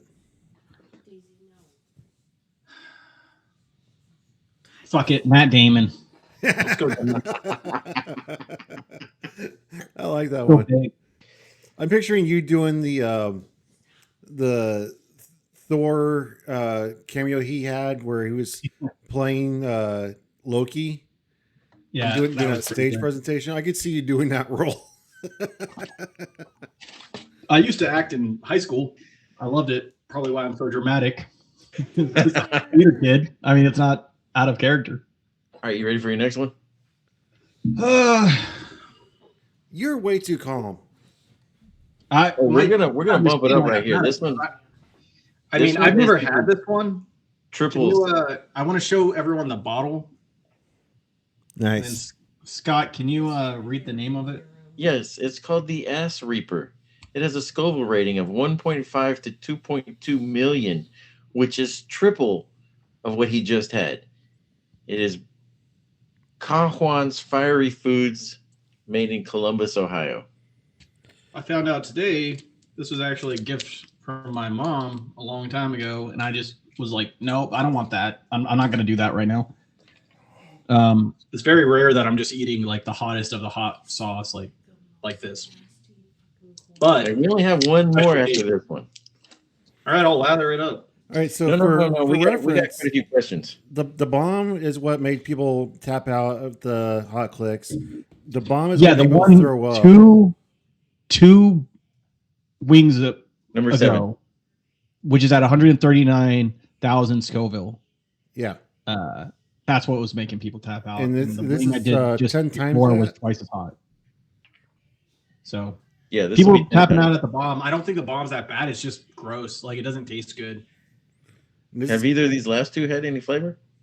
I mean, I hope this one tastes That like an last ass one, the reaper. high spice, that was awesome. Like, I'm gonna be doing that all the time. It's got like a perfect level. Oh god, I'm nervous. You can always tell how hot a wing is by the quick it pours out of the bottle. Like how hot a sauce is. If it like drudges out, oh, it's gonna fucking kill you. Like So what you're saying is you're having some glue right now. I'm nervous as I'm looking at a bottle that says Ass Reaper. And then the caption says, "That's your ass now." And the decision I'm making to affect the rest of my week. To be clear to the audience, this is all Manny's idea. Yeah. I won a trophy. I gotta All right. show people So- I can actually do it. While you're eating this, I'm going to ask you a question. Which piece of Heroclix strategy advice do you ignore even though you know it's good? Strategy advice I know. Can you give me an example? I don't understand the question. I mean, this is a West question. For example, I am always advised to be more aggressive in my play, and I tend to play more defensive. And no matter how many people tell me that I'm playing too defensively, I still tend to draw back, or maybe you don't build with prop on your team. You know, people keep telling you to, stuff like that. That's me. I don't like prop. From my teammates, the syndicate, the advice I constantly get is you need more support powers, you need more prop, and that's what I've been working with a lot more. I think I did so well in RWC because I had like 3 props on my team. My dice are notoriously bad, not as bad as had Ace. Ace is really, really good. Ace is nuts. Ace is absolutely bananas. I don't know. This one's not. Maybe it picks up. This one's not that bad. Maybe your mouth is. Right, and I'm going to ask you another question. While you wait, Wes, you haven't had a cookie yet. What is the most used phrase? I am going to explode. What is your most used phrase at a Heroclix table? What is my what? Your most used phrase at a Heroclix table. Most used phrase. I don't know. I have catchphrases. I say, "Let's get this bread" a lot.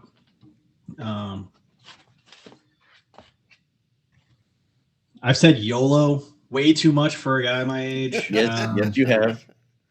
I don't know, Scott. You know me for a long time. Is there anything I'm missing? No, I feel like YOLO. It's heating up, so it makes you hard to kind of concentrate. I feel like you used YOLO for a long time, but here lately, and I want to say in the last 3 years, it's always let's get this bread. Let's get this bread. Where's that come from?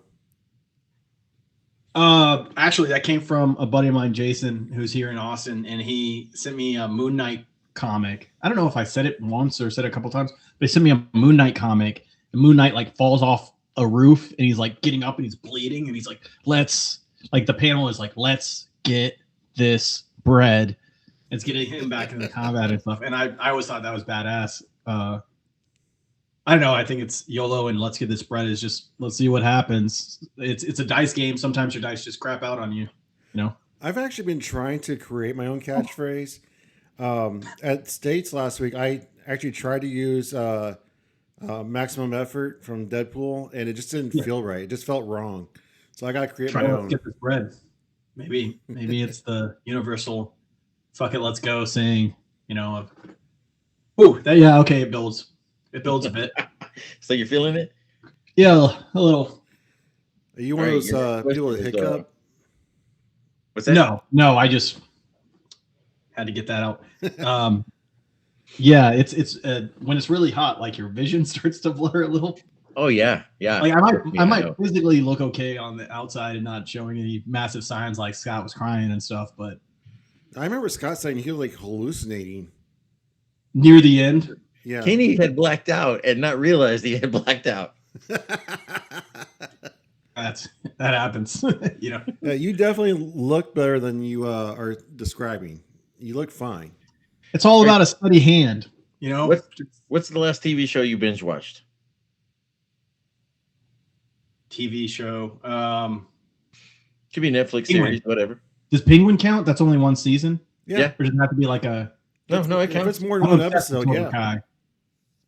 I'm obsessed with Cobra Kai. I think Cobra Kai is so awesome. I actually had it on before I got on this. I love Cobra Kai, and I was so disappointed in the Karate Kid movie that just came out because I thought that was going to branch all the good stuff from Cobra Kai into that movie. It was just a standalone, almost made for TV, like 80s style movie. It was not fun at all. Cobra Kai is awesome. The movie is crap. I think it's different directors. It's like they took it a whole different way. Yeah, it was garbage. All right, so you got one wing left, and you have 3 questions left in the questionnaire. All right, so before we get to the next wing, what motivational song or speech do you listen to when you're going into a competitive event? Oh, that's a great question. I actually have a Spotify playlist of all the jams I listen to before I go and play. But lately, it's been Creed, Higher. But my biggest one I listened to was Bring the Ruckus by Wu-Tang. I was going to mention both of those because when we were. But I can send it to you to share in the description if you want. I have a running playlist that amps me up before I go and play. Athletes do it. Is Ozzy Osbourne on that playlist? Ozzy is not on it, but I can add it for you. Boo. Boo. Ozzy is the king. I have Wu-Tang. I have there's a rapper called Big X the Plug, and he has a song called Texas, and it starts off by going, "Bitch, I'm from Texas," like with a really low voice. Yeah, you were gonna play that if I won. Yeah. Yeah. And then out of a tribute to Matt Donham, he's obsessed with the Rocky IV soundtrack. And I have it's a good soundtrack. Might not be 4, but the Rocky soundtrack, it has a lot of these like really dated 80s songs that have a lot of instrumental in them. So do you remember the Transformers animated movie where Optimus Prime died? The guy that did the soundtrack for that movie did Rocky IV. Oh, really? So they're very similar, and they are amazing soundtracks. I love both those soundtracks. One Worlds, we were walking to the area, and one song I added was you guys watch wrestling, Shawn Michaels entrance, which is I'm just a sexy boy. Because I started playing that, and Matt like gets on this table, this like picnic table, as we're walking to the Worlds Arena, whatever, Graceland Arena, and he just gets on and he's like, and he's humping, and there's this old people just going to see Elvis shit. And I thought it was so funny because he's like, it seemed like we were dressed up as Scorpion and Sub-Zero, and people were coming by and being like, "What? Why are you dressed like that?" These old people. It's fun times. But yeah, I added "Sexy Boy" to the playlist, and trying to think what else is on there. A lot of Creed, shitload of Creed.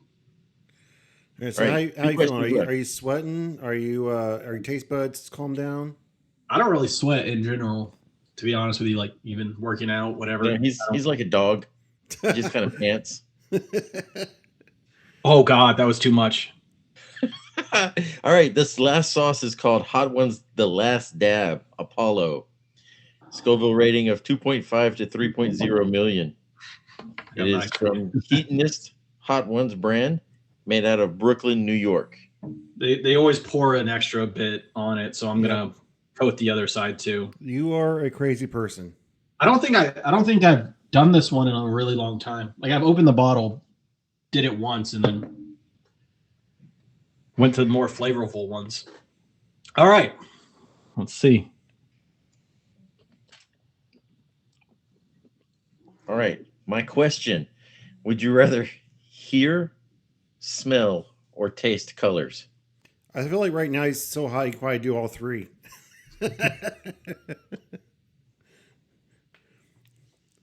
Hear, smell, or taste. What fucking question is that? I'll let you guess who made that question. What does it have to do with Heroclix? Nothing. These are questions for the community to get to know you. This doesn't necessarily have to do with, like, what does the best sandwich have to do with Heroclix? It's just so that the community can know who Manny Kinks is inside and out. And right now, I feel like you're on the inside on fire, but... Can you say it again? Would you rather hear, smell, or taste colors? All right, let's walk this through. Hear colors. What would be the benefit of that? Like, hear them, like, talking? Like, the colors would be like a green one would be like... I don't know. New York accent and be like, "Hey, I'm walking here." Like, or like, hear colors. Like, would it be voices or sounds? I don't know. This is your answer. This is how you interpret the question. Tells us a lot about who you are as a person. Like, to me, when I hear the question, I'm like, it's going to be a constant humming or some kind of loud noise or background noise. Hear, smell. I don't want to smell. Don't want to smell color. Oh God. Yeah, it's just like right back there. hear, smell, or taste colors. I'm gonna go with my gut and say taste. Big fan of Willy Wonka growing up, and I always like that line: "These snozberries taste like snozberries." I always thought it was fucking weird. That's a nice looking T-shirt you got there. Who's that? Who's that on your shirt? Now I can see it. This is my As Bad as PJ shirt, and it says "Just don't." It's good advice. PJ This Bolin. is for one of my favorite people in the community, PJ Bolin. He's a goat. All right, so your final question for the questionnaire. Well, first of all, how you feeling? Hurts. It's bad. It's not like I'm not a crier. I don't. It's just You're not like rocking back and forth, or you're just chill. You know, he's what are you gonna moving. do? Hold on, put your head down again. Push through the pain. And Put your head down again. I just want to see if you got that spot growing back there. All right, so I have a theory that the Clix community is way more powerful than what people give credit for. That we are telepathically connected through a whole network. That if Scott concentrates hard enough, he can transmit a thought to you through the internet. He's going to concentrate real hard and send it to you. He's going to think a three-digit number. All right, it's a whole number. It's an even number. The first digit is larger than the second digit, and there's no zeros in it. What number is Scott thinking of? Say Too much information. Three-digit number. 3 digits. Whole number. No decimals. First digit is greater than the second digit. It is an even number, and there are no zeros. You're not thinking hard enough, Scott. Send it to him. Like, he's known me for 15 years. He should know. I say that he's known me for 15 years. He knows that I'm weirdo. My eyes are on fire. I like it. The screen's blurring a little bit. I'm not gonna lie to you. I'm trying to think. I'm going through the numbers in my head. I thought I was gonna be asked Heroclix questions. I don't know. 512. No, What? I can't tell you. It's somebody's gonna guess it. We had somebody guess Wes's number, so we know it's I don't know. I thought that was a valid guess. That's a phone number for Austin. It's 512. It's bigger than the. I don't know. I got lost halfway in the instructions. I don't feel like I got a fair shot at it with the win. It keeps going. By the way, it's just like it's not slowing down. So that's fun. So where does Manny Kinks come from? Okay, that's a good softball question. I like Manny Kinks. So my name is Kenny Minks. I hate Facebook. When I was younger, I hate Facebook even more because I'm loud, opinionated, and I didn't need anybody from college or high school to really hear any of that. So I wanted to just delete Facebook. I was like, I'm tired of hearing people's opinions. I'm just getting off social media. And then I was on Earthbound, and they were like, you need an account. That's how we communicate, because Discord wasn't a big thing. So we swapped. I just swapped my first initial and my last name. So it was Manny Kinks.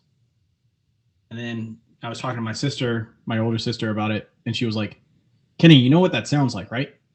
I'm like, no. Sounds like you're a fucking porn star. What are you doing? Manny Kinks?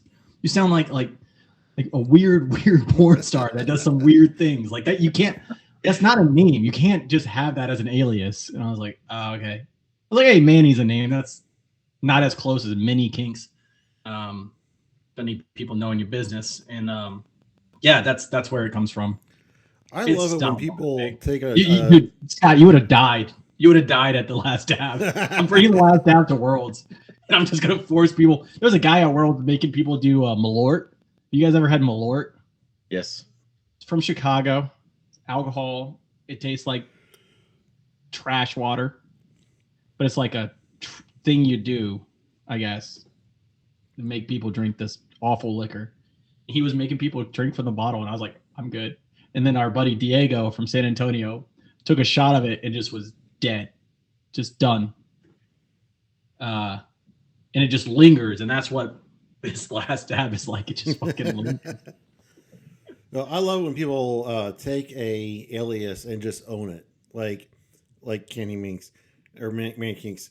I had a buddy in Iraq that his last name was Kometz, Kometz, and somebody called him Kotex one day, and he just owned it. He changed his name on his uniform to Kotex. He put Kotex on the door of his room. Yeah, I mean, I have people walk up to me at like I go to Worlds and Nats and all these other events, and I've had a couple of funny situations where I've had people talk shit about me to my face. Man, that Manny Kinks guy's an asshole. Yeah, dude, fuck him. That guy sucks. And then I've had like I've known Dan Powell a really long time, probably over 10 years. So since 2018, so not almost there. But he walks up to me and calls me Manny. When we play, he calls me Manny. He knows my name's Kenny. But it's just like, it's fine. Whatever you guys prefer, I don't care. I'm used to it. And then I played Manny from, I think he's from the Indy area, Boys with Alec Musser. Ortega, maybe? Yeah. Yeah, I played him. I was like, well, I got to win this one so I can be the superior Manny. I thought it was funny. I ended up winning it, but yeah, he's a great player too. He is the superior Manny. Yeah, okay, it's starting up. All right, so you've survived the Clix questionnaire. You okay. have survived the Gauntlet of Wings and the Gauntlet of Questions. The Heroclix community knows you inside and out, and your insides are burning out from the hot wings. How does it feel? Great. So good. I cannot wait to talk to you tomorrow to see what it's like on the other side. It seems like our last decision to do this, but it was fun. And the wings, not the interview. But I would love to, step it up for the wing challenge at RWC. I can provide hot sauces because there's a lot of flavor with it too, man. It's like you said, the bomb is not made for actually enjoying. Yeah, I mean, I actually enjoyed all my wings. This last one's sticking around for a bit, but yeah, they'll be sticking around all night long and part of tomorrow. So yeah, what is your build style? How do you, are you more defensive? Are you more aggressive? You say you don't like one-man armies. Hate one-man armies. Can't do it. Well, my lips are going numb. I hate one-man armies. It's just boring to me. If I could summarize my playstyle as control, I like being able to adjust the situation about being aggressive or defensive. And I like counter meta. So I like making teams that are opposite of what the popular player is playing. Like when I started really competing, I remember the goal was to counter Unimind. The first time I ranked top 16 was with a Minions of Thanos team. It was Ultra Chase Thanos and Mangog and Isaac the LE. I like doing out of the box shit. Not as crazy as Scott. Scott is probably one of the more out of the box builders I've ever met in my life. But Thank you. I like controlling the board and doing something that people aren't going to expect. So you can even look at the figures and maybe it looks like something super meta, but I've got a different game plan. I'm just going to do something fucking weird and win it. Who is the better out of the box builder, Scott or Miles Kane? No offense to my dog, Miles, but Scott Johnson. I talk about Scott's build all the time. And then I think I told you, Scott, I was like, we had this big Texas event. I forget what it was. It's probably ROC. But we had this big Texas event, and he built this awesome Thor, the Odin team. And I was actually scared about it. I went back and started thinking about, oh shit, how am I going to deal with this? And I, till this day, couldn't find a way on how my team beats that team. And he gets there, and he switches it up. It's some random bullshit, trash ass Fantastic Four team, and then we pair against each other. I'm like I see that we're paired against each other. I'm like, oh shit, all right. Then I look down. I was like, so what's your team? He's like, Frightful Four. I'm like, what? The fuck are you doing, man? What are you doing? Like, he's an out of the box thinker, but he just unfortunately doesn't drive the thought home. No, I have too many thoughts that I'm trying to shuffle through to get to that final one, and it just gets messy. That's a hard toss-up, though. Like, it's very, very close. Like, Miles is also really dope, and first player I've ever seen to bring, is it Yahtzee or Sorry, the dice he brings? Yeah, he brings the bubble dice to tournaments. Ugh, That's I hate those insane. things. Hate those things. Yeah. I was watching the game, and I didn't know there wasn't like any lower thirds or the name of the person playing, and all you're hearing is the bubble dice getting hit. And I'm like, who is this psycho? And I was like, oh, it's Miles. So I messaged him. I'm like, dude, you're crazy. That's awesome. So yeah, he's definitely 3 times just to make sure that they're moving, because if you don't do it right, they just kind of stand still. And they don't. Well, he would hit him 3 times. Yeah, and then the you have third to do it. Go, bop, bop, bop, bop, bop, bop. I was like, now anytime I go to like a used store, I look for Sorry dice or Yahtzee dice and Trouble, the problematic Trouble? bubble. Yes. Yeah, I look for Trouble dice, and someday I'll be as cool and be able to do that. Look. It's a really cool set. You get 2d6 and a 1d6. I'd also say, out of the box thinker, John Michael from New Orleans is pretty rad on that. He's a really out of the box player and has a really good insight on the game. I think he started doing a podcast with Lucas.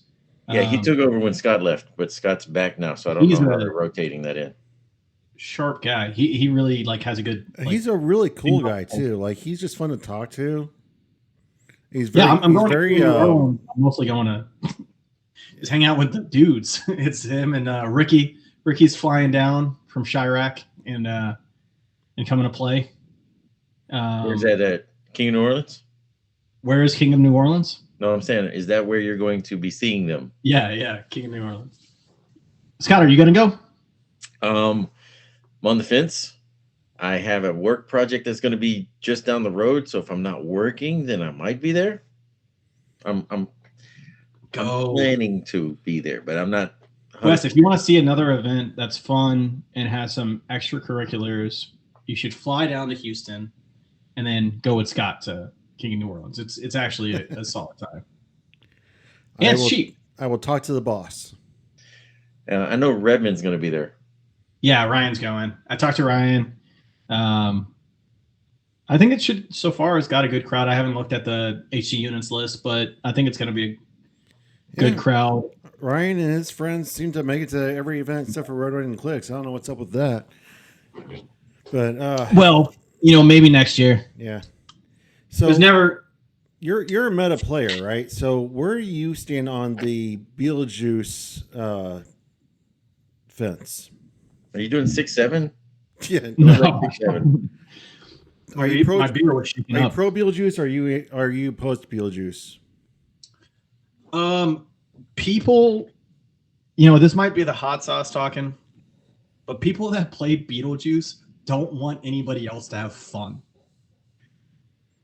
And I mean that, Scott. It is a shit way to play. It's boring. It's counter, like sideline. Sure, it's fine. It's a game element comes in. It's obviously broken. Should never have been a thing. Never was really a fan of the movie, to be honest with you. But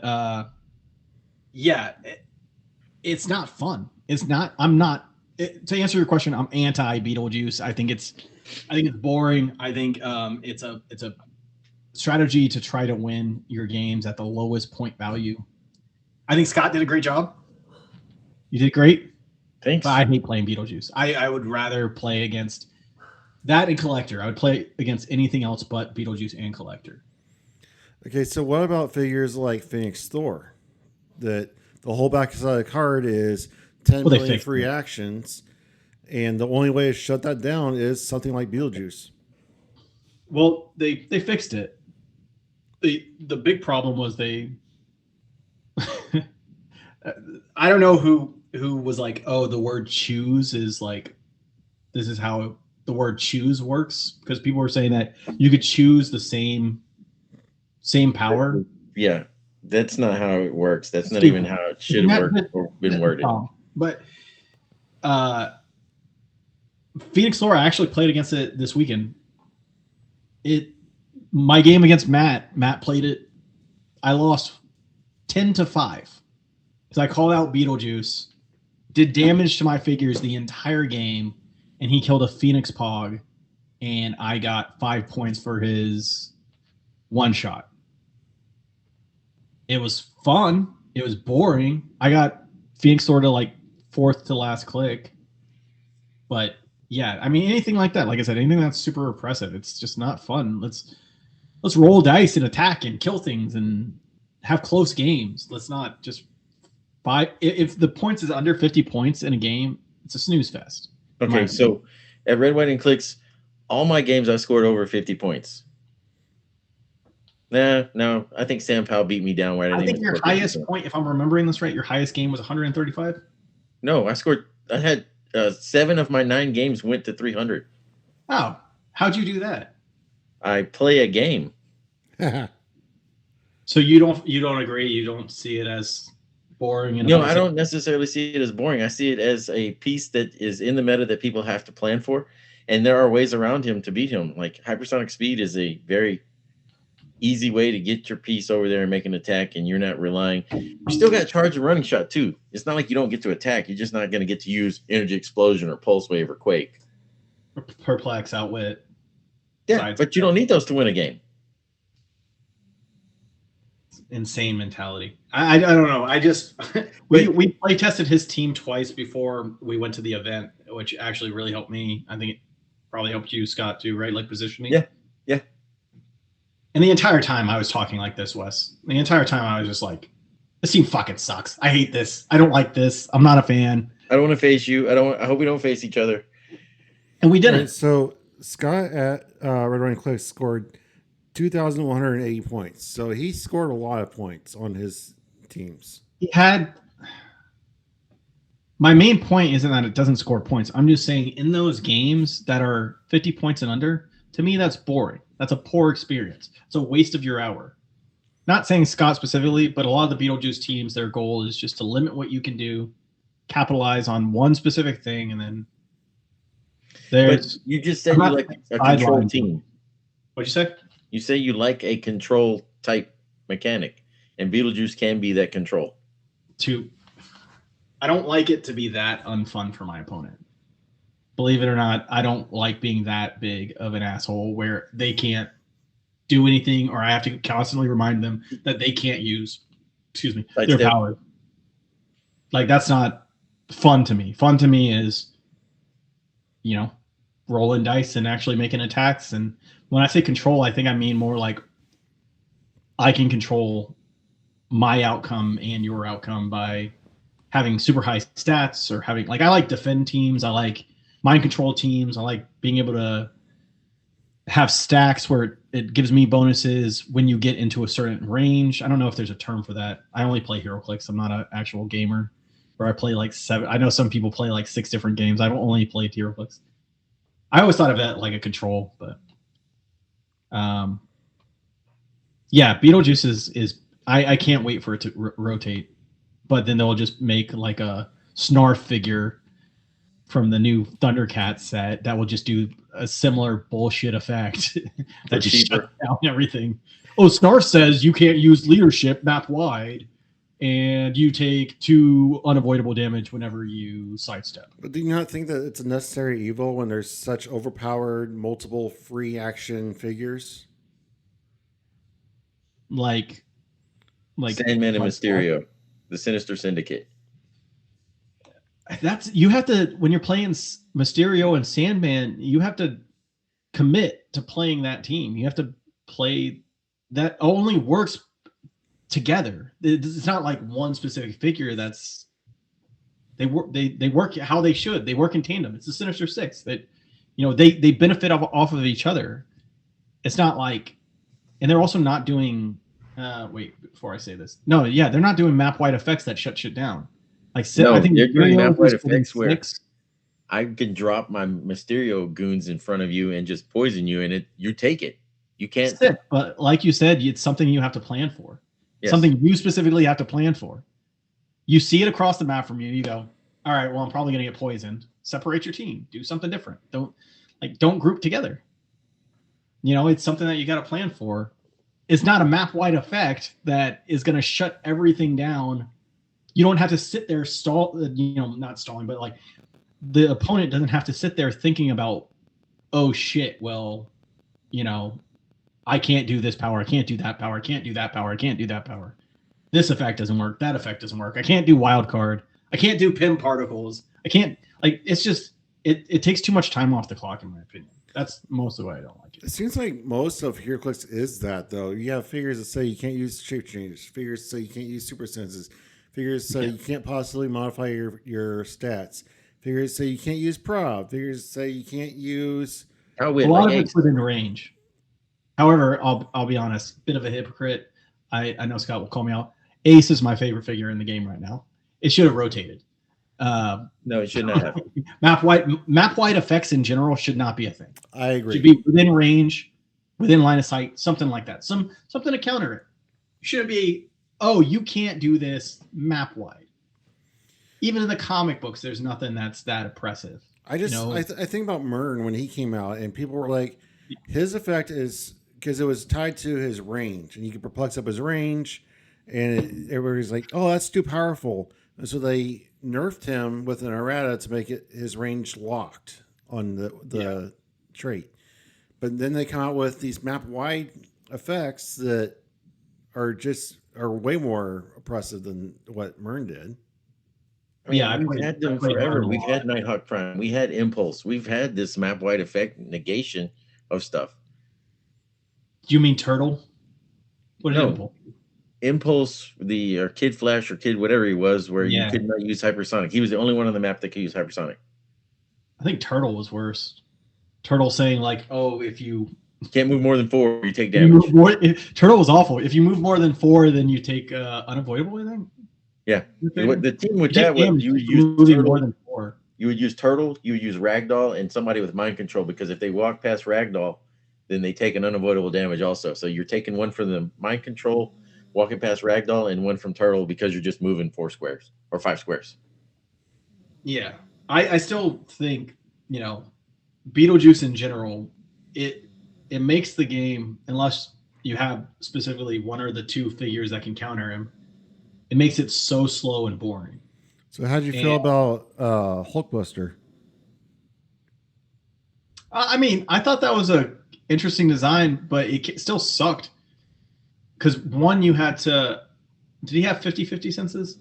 You had to hit him. He was a 20 defense with invincible and super senses. Yeah, still sucked. But I think, what was the errata on him that fixed him? The errata, there was just a clarification. There was no errata. It was saying that his thing gives you 1 free on your turn. Yeah, I think it was bad. To summarize it, I think it was an interesting design, but yeah, bad. Anything that limits you that much where you can't play the game, it's not great. See, I don't think it limits you from playing the game. You're still playing. You're just having to strategize better.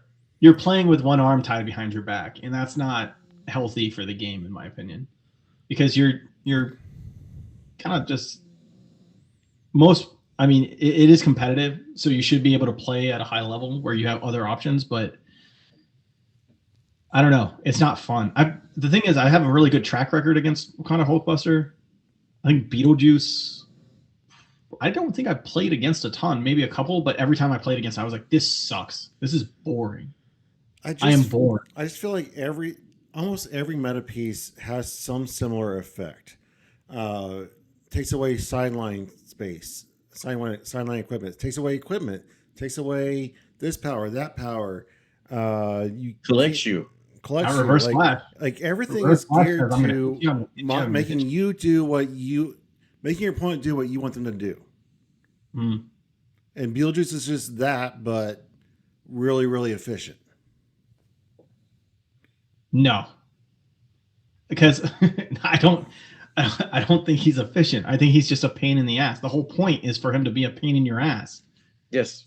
And then, okay, if you could make it where he couldn't be assigned or equipped, Sure.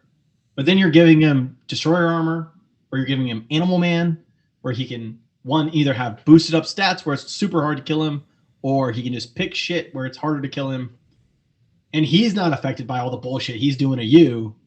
It's just the thing is, now that I'm saying it, people are going to go to King of New Orleans and it's going to be all Beetlejuice. That's all I'm saying. I personally don't have fun with it. I don't know how everybody else feels, but when I see it across the map, I'm like, all right, let's try. Well, that's interesting you say that because we are getting ready for our end of the year episode of the Round Table, which is myself, Scott, Antonio Clark, and Jay Patel. And I put out a survey of a series of questions. One of them is about Beetlejuice. And we're going to discuss the community's answers to those questions. So as you're listening to this, make sure you fill out that survey because we're going to talk about it on December. We're going to record on December 28th. So yes, fill that out. I hope Antonio's healing up. Antonio, he had a really tough Sunday against my Patriots. From the Baltimore Ravens just got fucking wrecked. Comeback of a lifetime. Oh, he's gonna hate me for that. While I'm at it, shout out to Luke. Your Ravens suck. Go Pats. I see a whole different side of Antonio coming out when it comes to football. Oh yeah, I mean that's why I like cities like Baltimore, guys from Chicago or Philly, Pittsburgh, all these different characters in the Clix community. I love it. Yeah, but that's a good group of guys. So, speaking Kenny, of football, what team do I root for? What'd you say? What team do I root for? What team do I root for? You're a Texans fan. No. What? No. Ever since 1990, I've been a Buffalo Bills fan. Oh, you're not he's never loud about it. You're not loud about it because I'm not super loud about it because now you're going to be loud about it for a when long time. The Bills. I see how it. No, the only good team to root for is the New England Patriots, in my opinion. Are you a fair weather fan? Do you only root for your team when they're winning?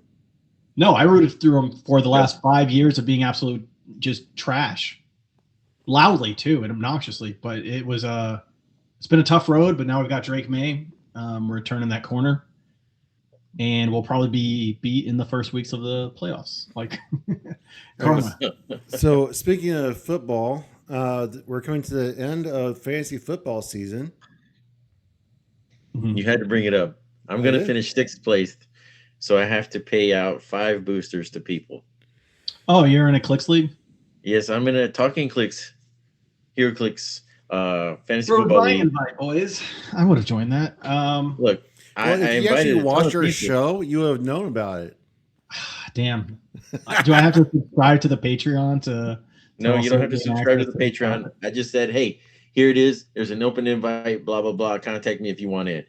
I had it filled up, and I had the highest score of the season, but I get one guy beat me 3 times, and he knocked me out of the playoffs. Who was it? It's Shay. He does the Heroclix Borderlands podcast. You probably never met him or heard of him. I was hoping that was Wes. Wes will not be finishing last. I believe his non-lineup setting self has avoided the toilet bowl.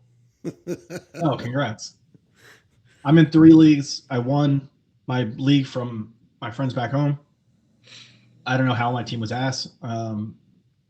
I just got eliminated in my Clix league. That it's various Clix players from Texas, mostly, and I think some Arkansas. And that one hurt because I talked so much shit, just so much shit. Yes, you have. And I had Josh Allen, and Josh Allen single-handedly lost me that week. I lost by a 20-point margin. Josh Allen could have just won that. Wes, how many leagues are you in? Just ours. Just ours. I am in 6. That's too much. And then I have 1 guillotine league. How many am I in the championship in? 3. 1. 2 and the guillotine. Nice. Well, good luck. The guillotine league, I will tell you that the guillotine league has been stressful all year long. If you're not familiar with Guillotine, You just you get have 18 teams draft, and you're like, oh my god! After round 2, there's nothing for me to pick because it's like, wow, everything's gone. So every time it's everyone against everyone, the lowest team score is cut, and then people just start scouring, going eating the carcass. picking up like random 4-string wide receivers to just Yes. try and see. So the final game will be this week. It is myself and Will Gordon in the. Oh, in the hey, final. nice. Well, Gordon is Texas, San Antonio now, hosting states. Yes, I would say come down to Texas states, but it is it's full. booked. You're welcome. We are the only state that is completely booked up. Congratulations. You're welcome. 40 people strong. Are you going, Scott? I have recruited 16 others. And that's to go why with. it's booked, because Scott Johnson is bringing 16 other dudes, probably 17 4 counting children. myself. Because that's what he does is he brings 4 people's kids to play one-man armies. No. Only one of those kids are coming. It's not even mine. All right, You match up against one of these kids and just be like, oh, hey, how's it going? What are you playing? One-man army. Okay. Fun. And then they're like, they'd get distracted halfway through the match and you're like, all right, cool. Good luck. Look, Manny doesn't normally get distracted, but he's just not interested in a game right now. So I'm just kidding. I'm just messing around. all right, so Manny Kinks, do you have any other aliases or nicknames? Oh, yeah. Like what? Yeah, I got a ton. Do I just? I can. All right, I'll go in. I'm called the Engine on the Syndicate. Why? I'm the engine that keeps the team running. I thought that was cute. I he's liked it. Thomas the Train. Yeah. Is that always because you're pulling the caboose? And that's the thing is, I wish my whiteboard showed up. I wrote down all different nicknames, but I'll have to post. Then the Boston Bruiser, got that one. It's my wrestling nickname. Then I think I got a Wu-Tang nickname. Yeah, you had us all do Wu Tang. Senior Kibbles was one of them. Minx-tastic, Minxalicious. And Han Solo. And you get referred to as being short a lot. Who says that? Desmond Bostic would always pick on you about being short. Desmond's like 5'6". Yeah, I know. I'm at least 5'7". I'm a smaller guy, but it's Texas. Everyone's average height is like 5'7" here. It's awesome. All right. So in general, DC or Marvel? You're just making all the divisive questions. All right. DC. Easily DC. All right. Take a Marvel character and a DC character and mix them together. The amalgam? Yes. That's my dream iconic set is the amalgam set. No. You're not following their amalgams. You're making your own amalgam. Who are you putting together? I mean, I think they already did it. They did the Iron Lantern during that run in the 90s, 2000s. That was awesome. Genius idea. But I don't know. For Marvel, I've always been a big fan of like Liefeld shit. So like, I know you're a Deadpool guy, but Cable was always my guy. I thought Cable and X-Man was awesome. Loved X-Man. And then for DC, my person is Kyle Rayner, Green Lantern. On my arm, I have Mogo. I'd probably do something funny like Mogo and Howard the Duck. So it'd be a big talking planet with a lantern ring. I don't know. I really like Kyle Rayner. I like Cable. Spider-Man, Peter Parker's always been my dude. But as far as comics go, the most thrilling comic books that I've ever read were DC's runs. Rebirth is one of the best DC comics, in my opinion, ever created. Marvel, I mean, I love the X-Men, love the Phoenix. Deadpool's cool, love Spider-Man, but I mean, Spider-Man had the whole clone saga, which was weird. And then X-Men had a lot of trash storylines, like the X-Men versus Avengers. That was trash. Regenesis. So I got to go trash. with DC. And then if I mix them together, you and Scott go way back. You and I are new friends. New friends. If both of us were, if Scott and I are both captured by the Joker, and you could only save one of us, which one of us are you saving? Jesus Christ, dude.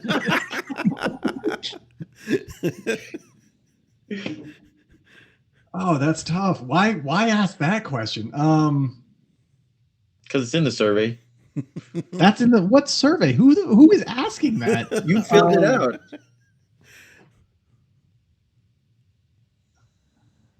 I don't feel like I have a good answer for this. I would save Wes because I feel like Scott is a part of the Joker's plan. And he's trying to get himself out of it. I feel like you just like let both die. Reaction.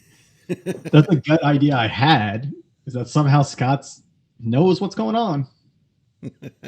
Scott put the Joker up to it. No, like a henchman or like you're cool with the Joker.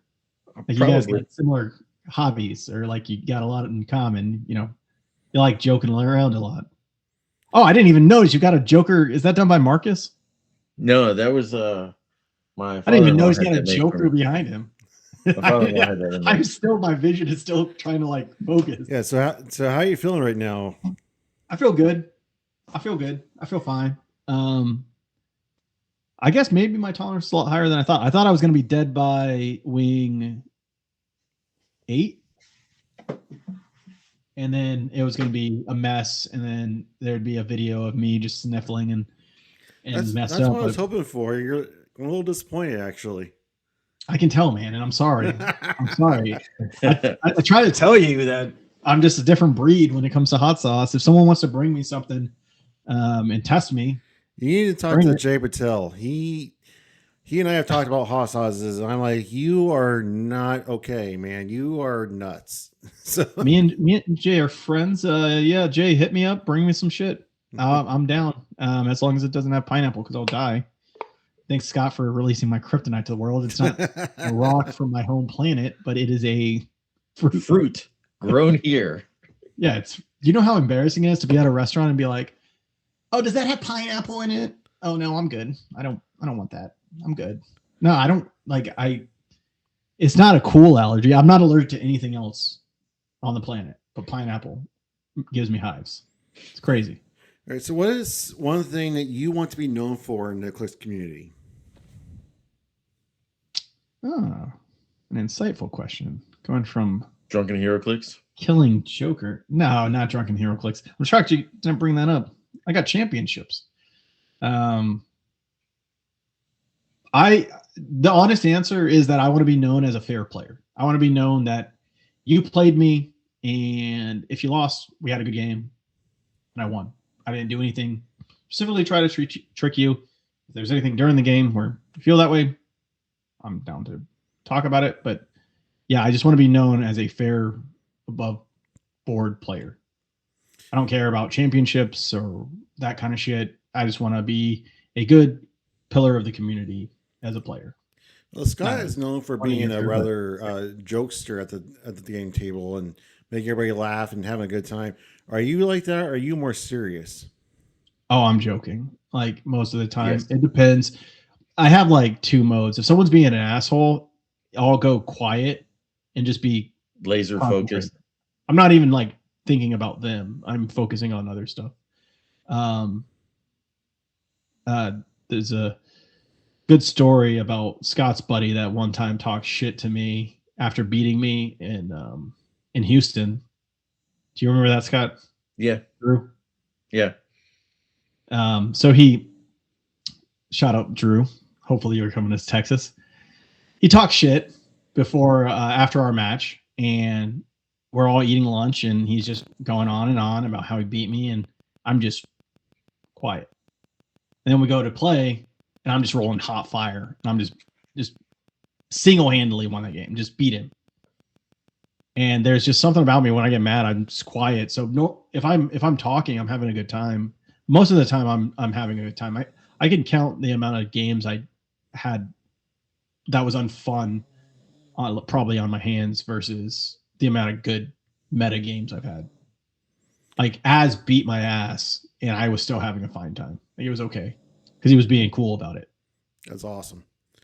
I have a theory about Clix players that there's two types. So you're familiar with The Matrix, right? You've seen that movie? Which movie? The Matrix? That must be some indie film.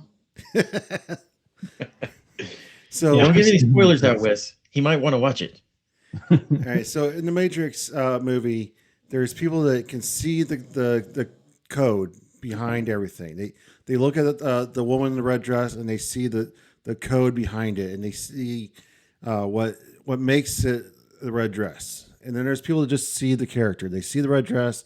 They see the pretty lady with big boobs. In Heroclix, do you see the code behind everything? Do you look at it as a mathematical equation that needs solved? Or are you playing figures, playing superhero chess with your favorite characters and that kind of thing? Kind of both. I was waiting for them to make a broken booster gold figure so I could have fun with that, but they never did. But no, I'm a stats guy. I like logistics and statistics.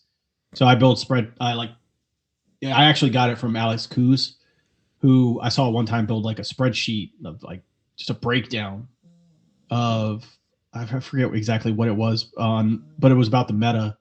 I started kind of doing that and just taking teams and seeing like what's the most common. HG units makes it a lot easier now, but like what's the most common figure that's played? What's the most common powers that are underutilized?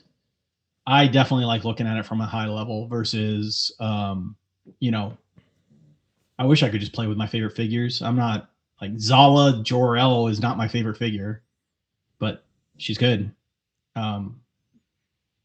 Yeah, I would say that I'm more of a statistical person for sure.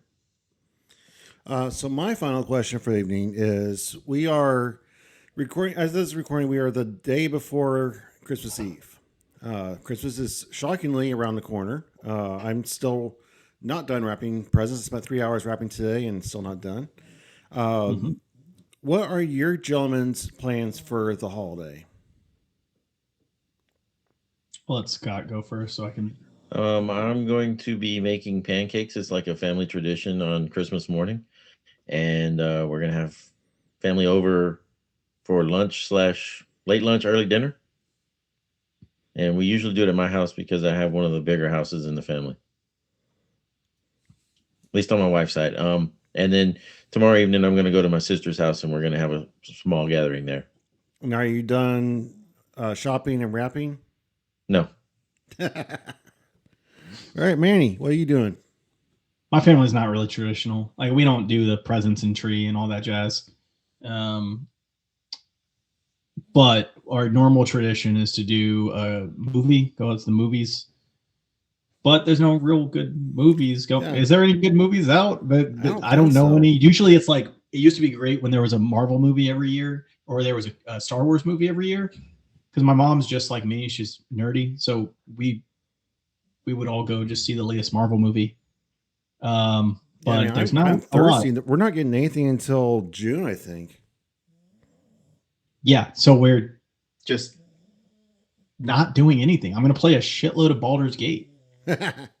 My buddy, as a gift, bought me Baldur's Gate 3, and it has just been a great way to just waste so many hours of my life. It's just I've never been big on D&D. I tried it once, and I don't think I have the attention span to play D&D. But you can do Heroclix. Totally It's different. It's different. You have to listen to people's long stories about their backgrounds, and God, that's why I don't have a podcast. I couldn't do what you guys do, where you listen to people. I'm just like, this podcast is this long because it's you. Yeah. what do you mean? Like I'm we've been zooming around. recording like 2 hours plus already. Oh well, hopefully you have a good editor and can knock it down to a good $1.20. Oh, man. I'm sure I have a bunch of shit I can go out. I'm trying to match Ryan Redmond at this point. Hey, we can go 9 hours. Let's go 10. Go over Redmond. I'm sorry that I wasn't more a bitch Tearful. about the hot sauce. I'm sorry. I don't know. I honestly thought it was going to be worse than it was. Was it? But yeah, my family's not traditional. We don't do anything, and we usually go to a movie, but we're not because there's no good movies. So Yeah. I'm just gonna chill. I Next month. do have one last question. Is Die Hard a Christmas movie? Yes, it's during Christmas. Scott? I mean, I like to think it is a Christmas movie. Okay. Do you have any final questions, Scott? Wait, what's your opinion on it? Me? Oh, yeah, it's 100% a Christmas movie. I've been watching it every Christmas since I was like 5. That's 100% a Christmas movie. What makes a Christmas movie? It's just that it's got to be during December, and it's got to, like, Home Alone has nothing to do with Christmas.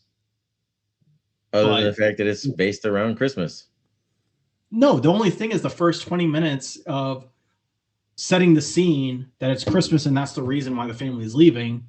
But then the rest of the thing, he's not doing anything to do with Christmas. No, he busts Christmas ornaments He's and puts just them on the floor. assaulting people. He's just killing people. You put the Christmas ornament glass on the floor so they can step on it with no shoes that he's got them to take off earlier. Saturday Night Live. Saturday Night Live just did a great skit about Home Alone, and the parents come home and he hadn't unplugged all the traps yet. Everybody's just getting chainsaws going through. Ariana Grande. Yeah. He's got a flamethrower up and catching people's heads on fire. He's a psychopath. Has nothing to do with Christmas. Or like Elf. That's sure. That's 100% a Christmas movie. There's no argument. What is the argument between Die Hard? It's just that it's not enough Christmas tree. It's got a great message. It's got a great Christmas soundtrack. The whole thing is about Christmas and being at a Christmas party and seeing his family and saving his family from danger. I mean, it's a great Christmas movie. Yeah. Do you want to meet one of my cats? Sure, why not? She's meowing at the door. One second, let me grab her. She's a psychopath. Oh, this is a Atlantis Meowset. I just like at the door heard her going like trying to figure out what I'm doing. So I've been in a room for 2 hours apparently. Do you have a kitty minx? I've got 2 technically. She's looking at the wings now. All right, I don't want that cat. You have any questions, Scott? I mean, I've known Kenny for hit me with a hardball question, Scott. Most of his adult life. I really don't have any hardball questions. Amy says hi, by the way. Hello. Amy, let him go to King of New Orleans. Well, this isn't about you getting to know. This isn't about you getting to know Kenny. It's about you letting the community know Kenny. Yeah, what does the community not know about me? I mean, he's a really good dude. He has this this facade of like, oh, I'm hard, and nah, he's a teddy bear. He's squishy. He may act like an asshole, but he does like to. If you want to mess with Kenny, if you got access to his shower whenever he's staying out of town, just turn the faucet towards the. Oh yeah, what the fuck was that about? He had the shower outside, so I just got blasted. The entire bottom of the floor was just like soaked. I've done it to him whenever I've run into him at the CCO, or if we're staying in the same hotel or the same room. I'll just turn the faucet, turn that shower head to where it faces right when you turn the water on, because most people aren't in the shower when they're turning it on, and it just blasts him while he's dressed. I'm loving it. You should unscrew it and put a little booing cube in there and then screw it back on. I mean, that's a little extra work. I will tell you one thing, Scott. If I get a box of trash delivered to my house, I'm gonna be fucking furious. I'm gonna do something, and I don't know what, but I'm gonna get you back. Like, I don't need a bunch of old Q-tips and tampons and hand sanitizer. They're not old. They're fresh. Send some used kitty litter. No, I'm not going to send shit through the mail. I got you some mints that are senior moments. I mean, see, he'll put like one thing in. I think he put here. I can actually show you because I have it hanging up in my office. Oh, it used to be on your fridge. So I was saying, for a guy that doesn't like long podcasts, he's making this awfully long. He sent me he sent me this "You Are My Sunshine" thing. I don't remember if the photo was in it or if I printed this out. The photo was in it. So in my office, you know, if people like, for instance, my mother and sister come to visit me, the first time they walked in, they're like, "Who the hell is that?" I was like, "It's Scott Johnson." Okay, I did that. And they're like, "All right." I did that because you were running around with your Tom Brady picture, and then Tom Brady left the Patriots and went to Tampa. And you're like, "What am I gonna do now?" So I'm like, "Here you go. I'll just send you a picture of me to put in there." I still run around with my Tom Brady photo, and I actually laser engraved this. I cut out the wood and stained it, and wish I would have painted it better, but it says my inspiration, and it's Tom Brady with his 6 rings. Nice. And then I was at Heroclix for Huntington's, and y'all might not know this, but Scott Porter's a diehard football fan, like probably more than me, and he's a big Broncos fan. So I tried to trick him, and I handed over the back of it, and I was like, "Hey man, can you sign this?" And he goes, "Yeah, sure." He calls me Minx. He's like, "Yeah, Minx, sure." And he goes and he flips it over, and it's Tom Brady. He goes, "What did you think? I wasn't going to turn it over?" And then he signed it United in orange. So it's my lucky charm is the Scott Porter hating on the Patriots signed photo of Tom Brady. What you doing?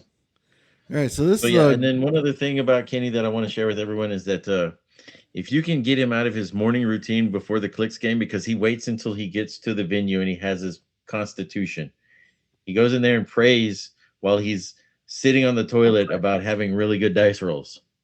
I don't pray. I know that my dice rolls are going to be, you know, probably crap. But what do you mean my constitution? Like you go into the restroom and you're going in there to mail a package or something. I don't know. You're taking a shit in the morning at the venue because you got to christen it before you get going. Can we talk about this? Because I don't want that to be the closer. Can we talk? There's a guy that posted. He was a newer player and posted on Heroclix, "Hey, what do you recommend to do before a tournament?" And people are giving him strategies like, "Make sure you pack your dice, get your terrain, this practical stuff." And I said the best advice I could, which is take a shit at the opposing venue. It establishes dominance and power. And yeah, first person to poop in the bathroom wins, pretty much. I've seen Cedars do it. I've done it. Dustin's gonna be like, what? No, I haven't. Like, I know you used to come to Texas whenever we would do it in North Houston. You would be like, "Yep, gonna go take a shit as soon as I get here." You're not wrong. That is a true fact, and I don't know why that is coming up on a podcast, but yeah, that's a true fact. You should poop. You wanted some hard hitting stuff. Well, here we go. You should poop before you go and play. I stand by that, and I'm not embarrassed because everybody poops, Scott. Everybody poops. Yeah, I know, but some wash their hands. I wash my hands. The blood of my I enemies. said some. I didn't say you didn't. Could be me that doesn't.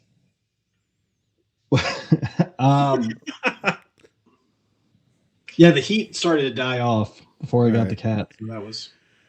Well, I think this is a pretty good Christmas episode. We've hit on all the fine points, the hot topics, and we wrapped it up in a nice little package for the audience. Manny, it's taken a long time for you to make time for us, but it's been worth the wait. I've thoroughly enjoyed getting to know you over the last few months and getting to talk to you for the last 2 hours. It's been a real treat. Thank you for being here. Yeah, it's been my pleasure. Joy being on the podcast. 2 hours went by really quick. So now I see y'all's point of, why it's so long. Hey, it's not that long, I'm telling you. People give the Generation Clix crap for doing a long podcast, but it's literally 3 or 4 guys that are just legitimately friends, just talking Heroclix, making jokes, and they just happen to be recording it. Like, it's just friends hanging out, talking Clix, which is what we all do anyway. So it gets away from you. It really does. That's why people love doing this stuff. It's just fun, hanging out, talking shit. So I love doing this. I can't thank Scott enough for helping me make this happen over the last year. We're going to talk more about that at the final episode of the year, but I really enjoyed doing this, and I really enjoyed doing it with Scott. And I love getting to know people like you and Shay and all these other players that we've talked to in the last year. It's been great. I really want to wish everybody a Merry Christmas. I know the holidays can be a hard time for people sometimes. If you've lost somebody, if you're not in a relationship, a million things. Right now we have an empty nest syndrome. It's the first Christmas without our oldest in the house, and it's driving my wife crazy. But it's important to take a step back and think about the finer things that bring you joy, like playing with little plastic figures and trading Clix, and laughing with your friends, and bitching about Beetlejuice. It was accurate statements. I don't know how long of a tangent I went on, kind of blacked out there, but eating hot wings. Try not to dwell too much on the negative, but enjoy yourself this holiday season, whatever you're doing, whether you're hanging out with family or you're just going to some shitty movie or whatever you're doing, enjoy it. But yeah, thank you for everybody that's helped me with this podcast and it's listened to us. So thank you so much for that. Kenny, do you have any final thoughts for the evening? Yeah. I want to give a shout out to the local events. I think the podcast should definitely kind of highlight what's coming up. It's great to play locally, but if you can travel and can go to some of the state's events, go. Yeah, I was going to try to make Oklahoma, Mississippi, and Texas, New Orleans, and Arkansas, but I'm going to probably have to cut down some of it. But I'll definitely be at Texas. Unfortunately, it's maxed out, which is the 31st, Scott? No, 10th. It is January 10th. 10th. Never tell me the odds. San Antonio. In San Antonio. And, but there is no cap limit. King of New Orleans. I have confirmed it. I am definitely going. I'm teaming up with Ricky Prignato. I don't have a good nickname for Ricky yet, but I'll give it Ricky on the podcast. Stanicky. Don't you worry none. Ricky Stanicky. Nope, can't. What is it? Ricky I don't know Stanicky. why my couldn't do that movie. One. Ricky Stanicky. John Cena plays Ricky Stanicky. Yeah, that nickname, and then hopefully making his son Logan proud. Logan and him and Matthew won teams at RWC. Teaming up for the 2v2 and then maybe playing modern, or so is it silver? No, it's 300 modern for the Sunday event. Interesting. But yeah, New Orleans is a great city. It's a great event. People should go, and that is the 27th, I believe. No, 25th, 24th, 25th, somewhere in there. Yep. And then the 31st, I'm going to try to go to Connecticut and play. One of my best friends lives in near Hartford, so that's going to be what I'm going to try to fly to play. I don't know anybody out there. I don't think. So if anybody knows where it is or what city it's in, let me know. But yeah, support your local events. Even if you don't like meta, just give it a shot. There's nothing wrong with losing. I went to Mexico and went 1-4. It happens. Sometimes shit happens. Yeah, just go and play. Last week at Indiana States, but I just love showing up and getting hugs and laughing with the guys. What'd you play? Scott helped me put together a team with the LE Iceman, Prime Rogue, and Madeline Pryor the Chase. So Iceman gave everybody a buff of +1 all stats. It was a pretty simple team to pilot. I had no time to practice, so I was making goose all over the place, but it was still a fun team to play, and I had a lot of fun playing it. I heard it was a pretty big turnout. I saw some pairings here and there. I think Dan won it, right? Yep. Yeah. With his Spirit of Vengeance. Yeah. hopefully, Spirit of Vengeance is going to be a staple for the next year. So. Yeah, unfortunately, I hate him more than I hate Beetlejuice. Why? Because it just pops out craziness. Yeah, it's just a pain to deal with. Like, I just want to say, you shouldn't be able to generate characters of higher points than what you are. So you don't like Batman either? Nope. I disagree with that. They're calling in the recruits. Or, I mean, 4 pilots is nuts, but kind of makes sense to the character. Wasn't it like are the recruits like the Green Lantern recruits more points than Kilowog? No. Okay, so that doesn't prove your point. Just by I'm saying that if you're calling in somebody of equal or less points, it's fine. Just like ID cards, equal or less points. I don't feel like you should be calling in somebody more points than you are. Generate a Pog, is it more points than you? It's no, but it's a valid opinion. But I think they should maybe cap it. But sometimes you're just stuck with people that can't come into the game because they haven't created a figure with that keyword. Like, you mean like the Namor that could bring in so many different water Atlanteans, and there was like 6 in the game at the time when he was out? The legacy. No, I mean like it was one of the pilots for Spirit of that Wheels of Vengeance set. There was someone who had like nothing. You bring in like one thing. But yeah.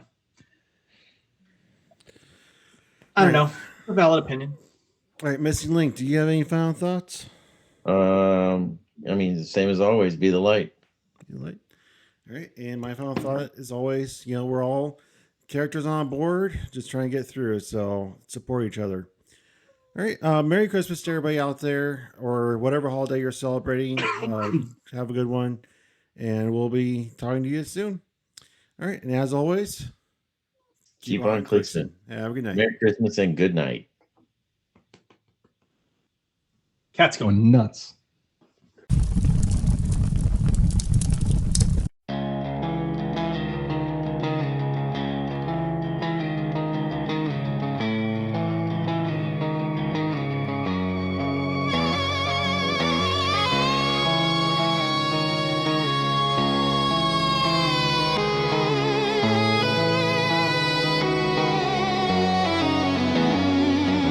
Snowborn spine from the Commonwealth lines, 15 years deep in the roll of the dice. Name says cannon, but it bends the truth. Manny Kinks lives in the fireproof booth. Packed up roots, chase the sound of the sun. Now Austin hums when the battle's begun. Hot sauce vows on a scorched out tongue. No sweat breaks loose, not a single one. He walked away when the flame burned thin, but the Clix kept knocking, pulled him back in. Ink hit paper, a letter sharp. Wizkids listen when he struck that spark. Can you feel the silence falling right before the damage lands? Let's get this bread, keep it rolling. Better written in his hands. When Manny's laughing, you're still breathing. When Manny's quiet, say your prayers. He don't back down, he don't bend. Quiet means trouble in the air.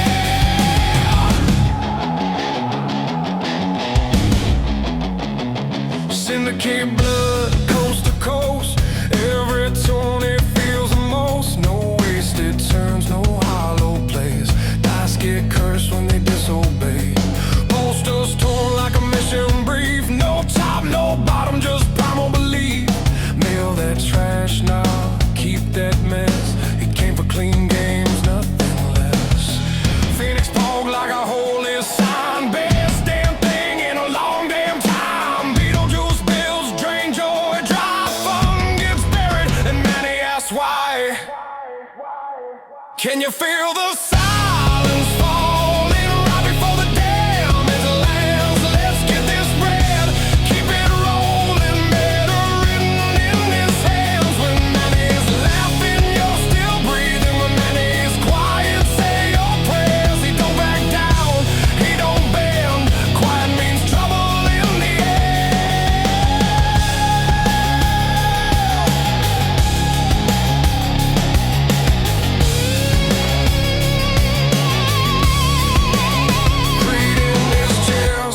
Wu-Tang soul, baseline prayer before the roll. Talking Clix lights, wings burn red, questions hit hard, still clear in the head. 15 years strong, missing link nose, Wespool's new blood, the brotherhood grows. Cats back home, keep the throne warm tight, pineapple waits like kryptonite.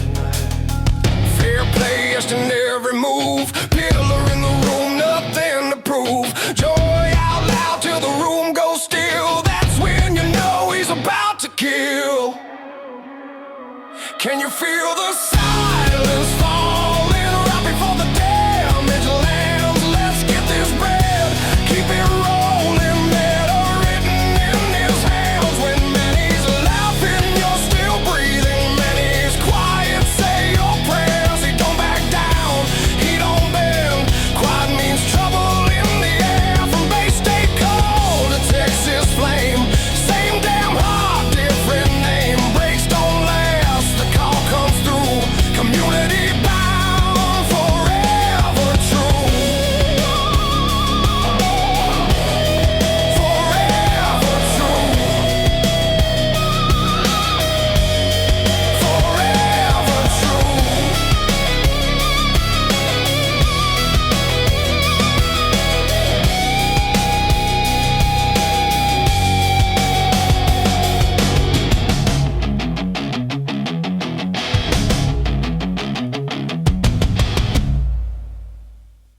This is how I normally talk. I'm pretty monotone.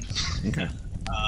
I've also got some I've never done Ass Raper or whatever it's called, and that's going nuts.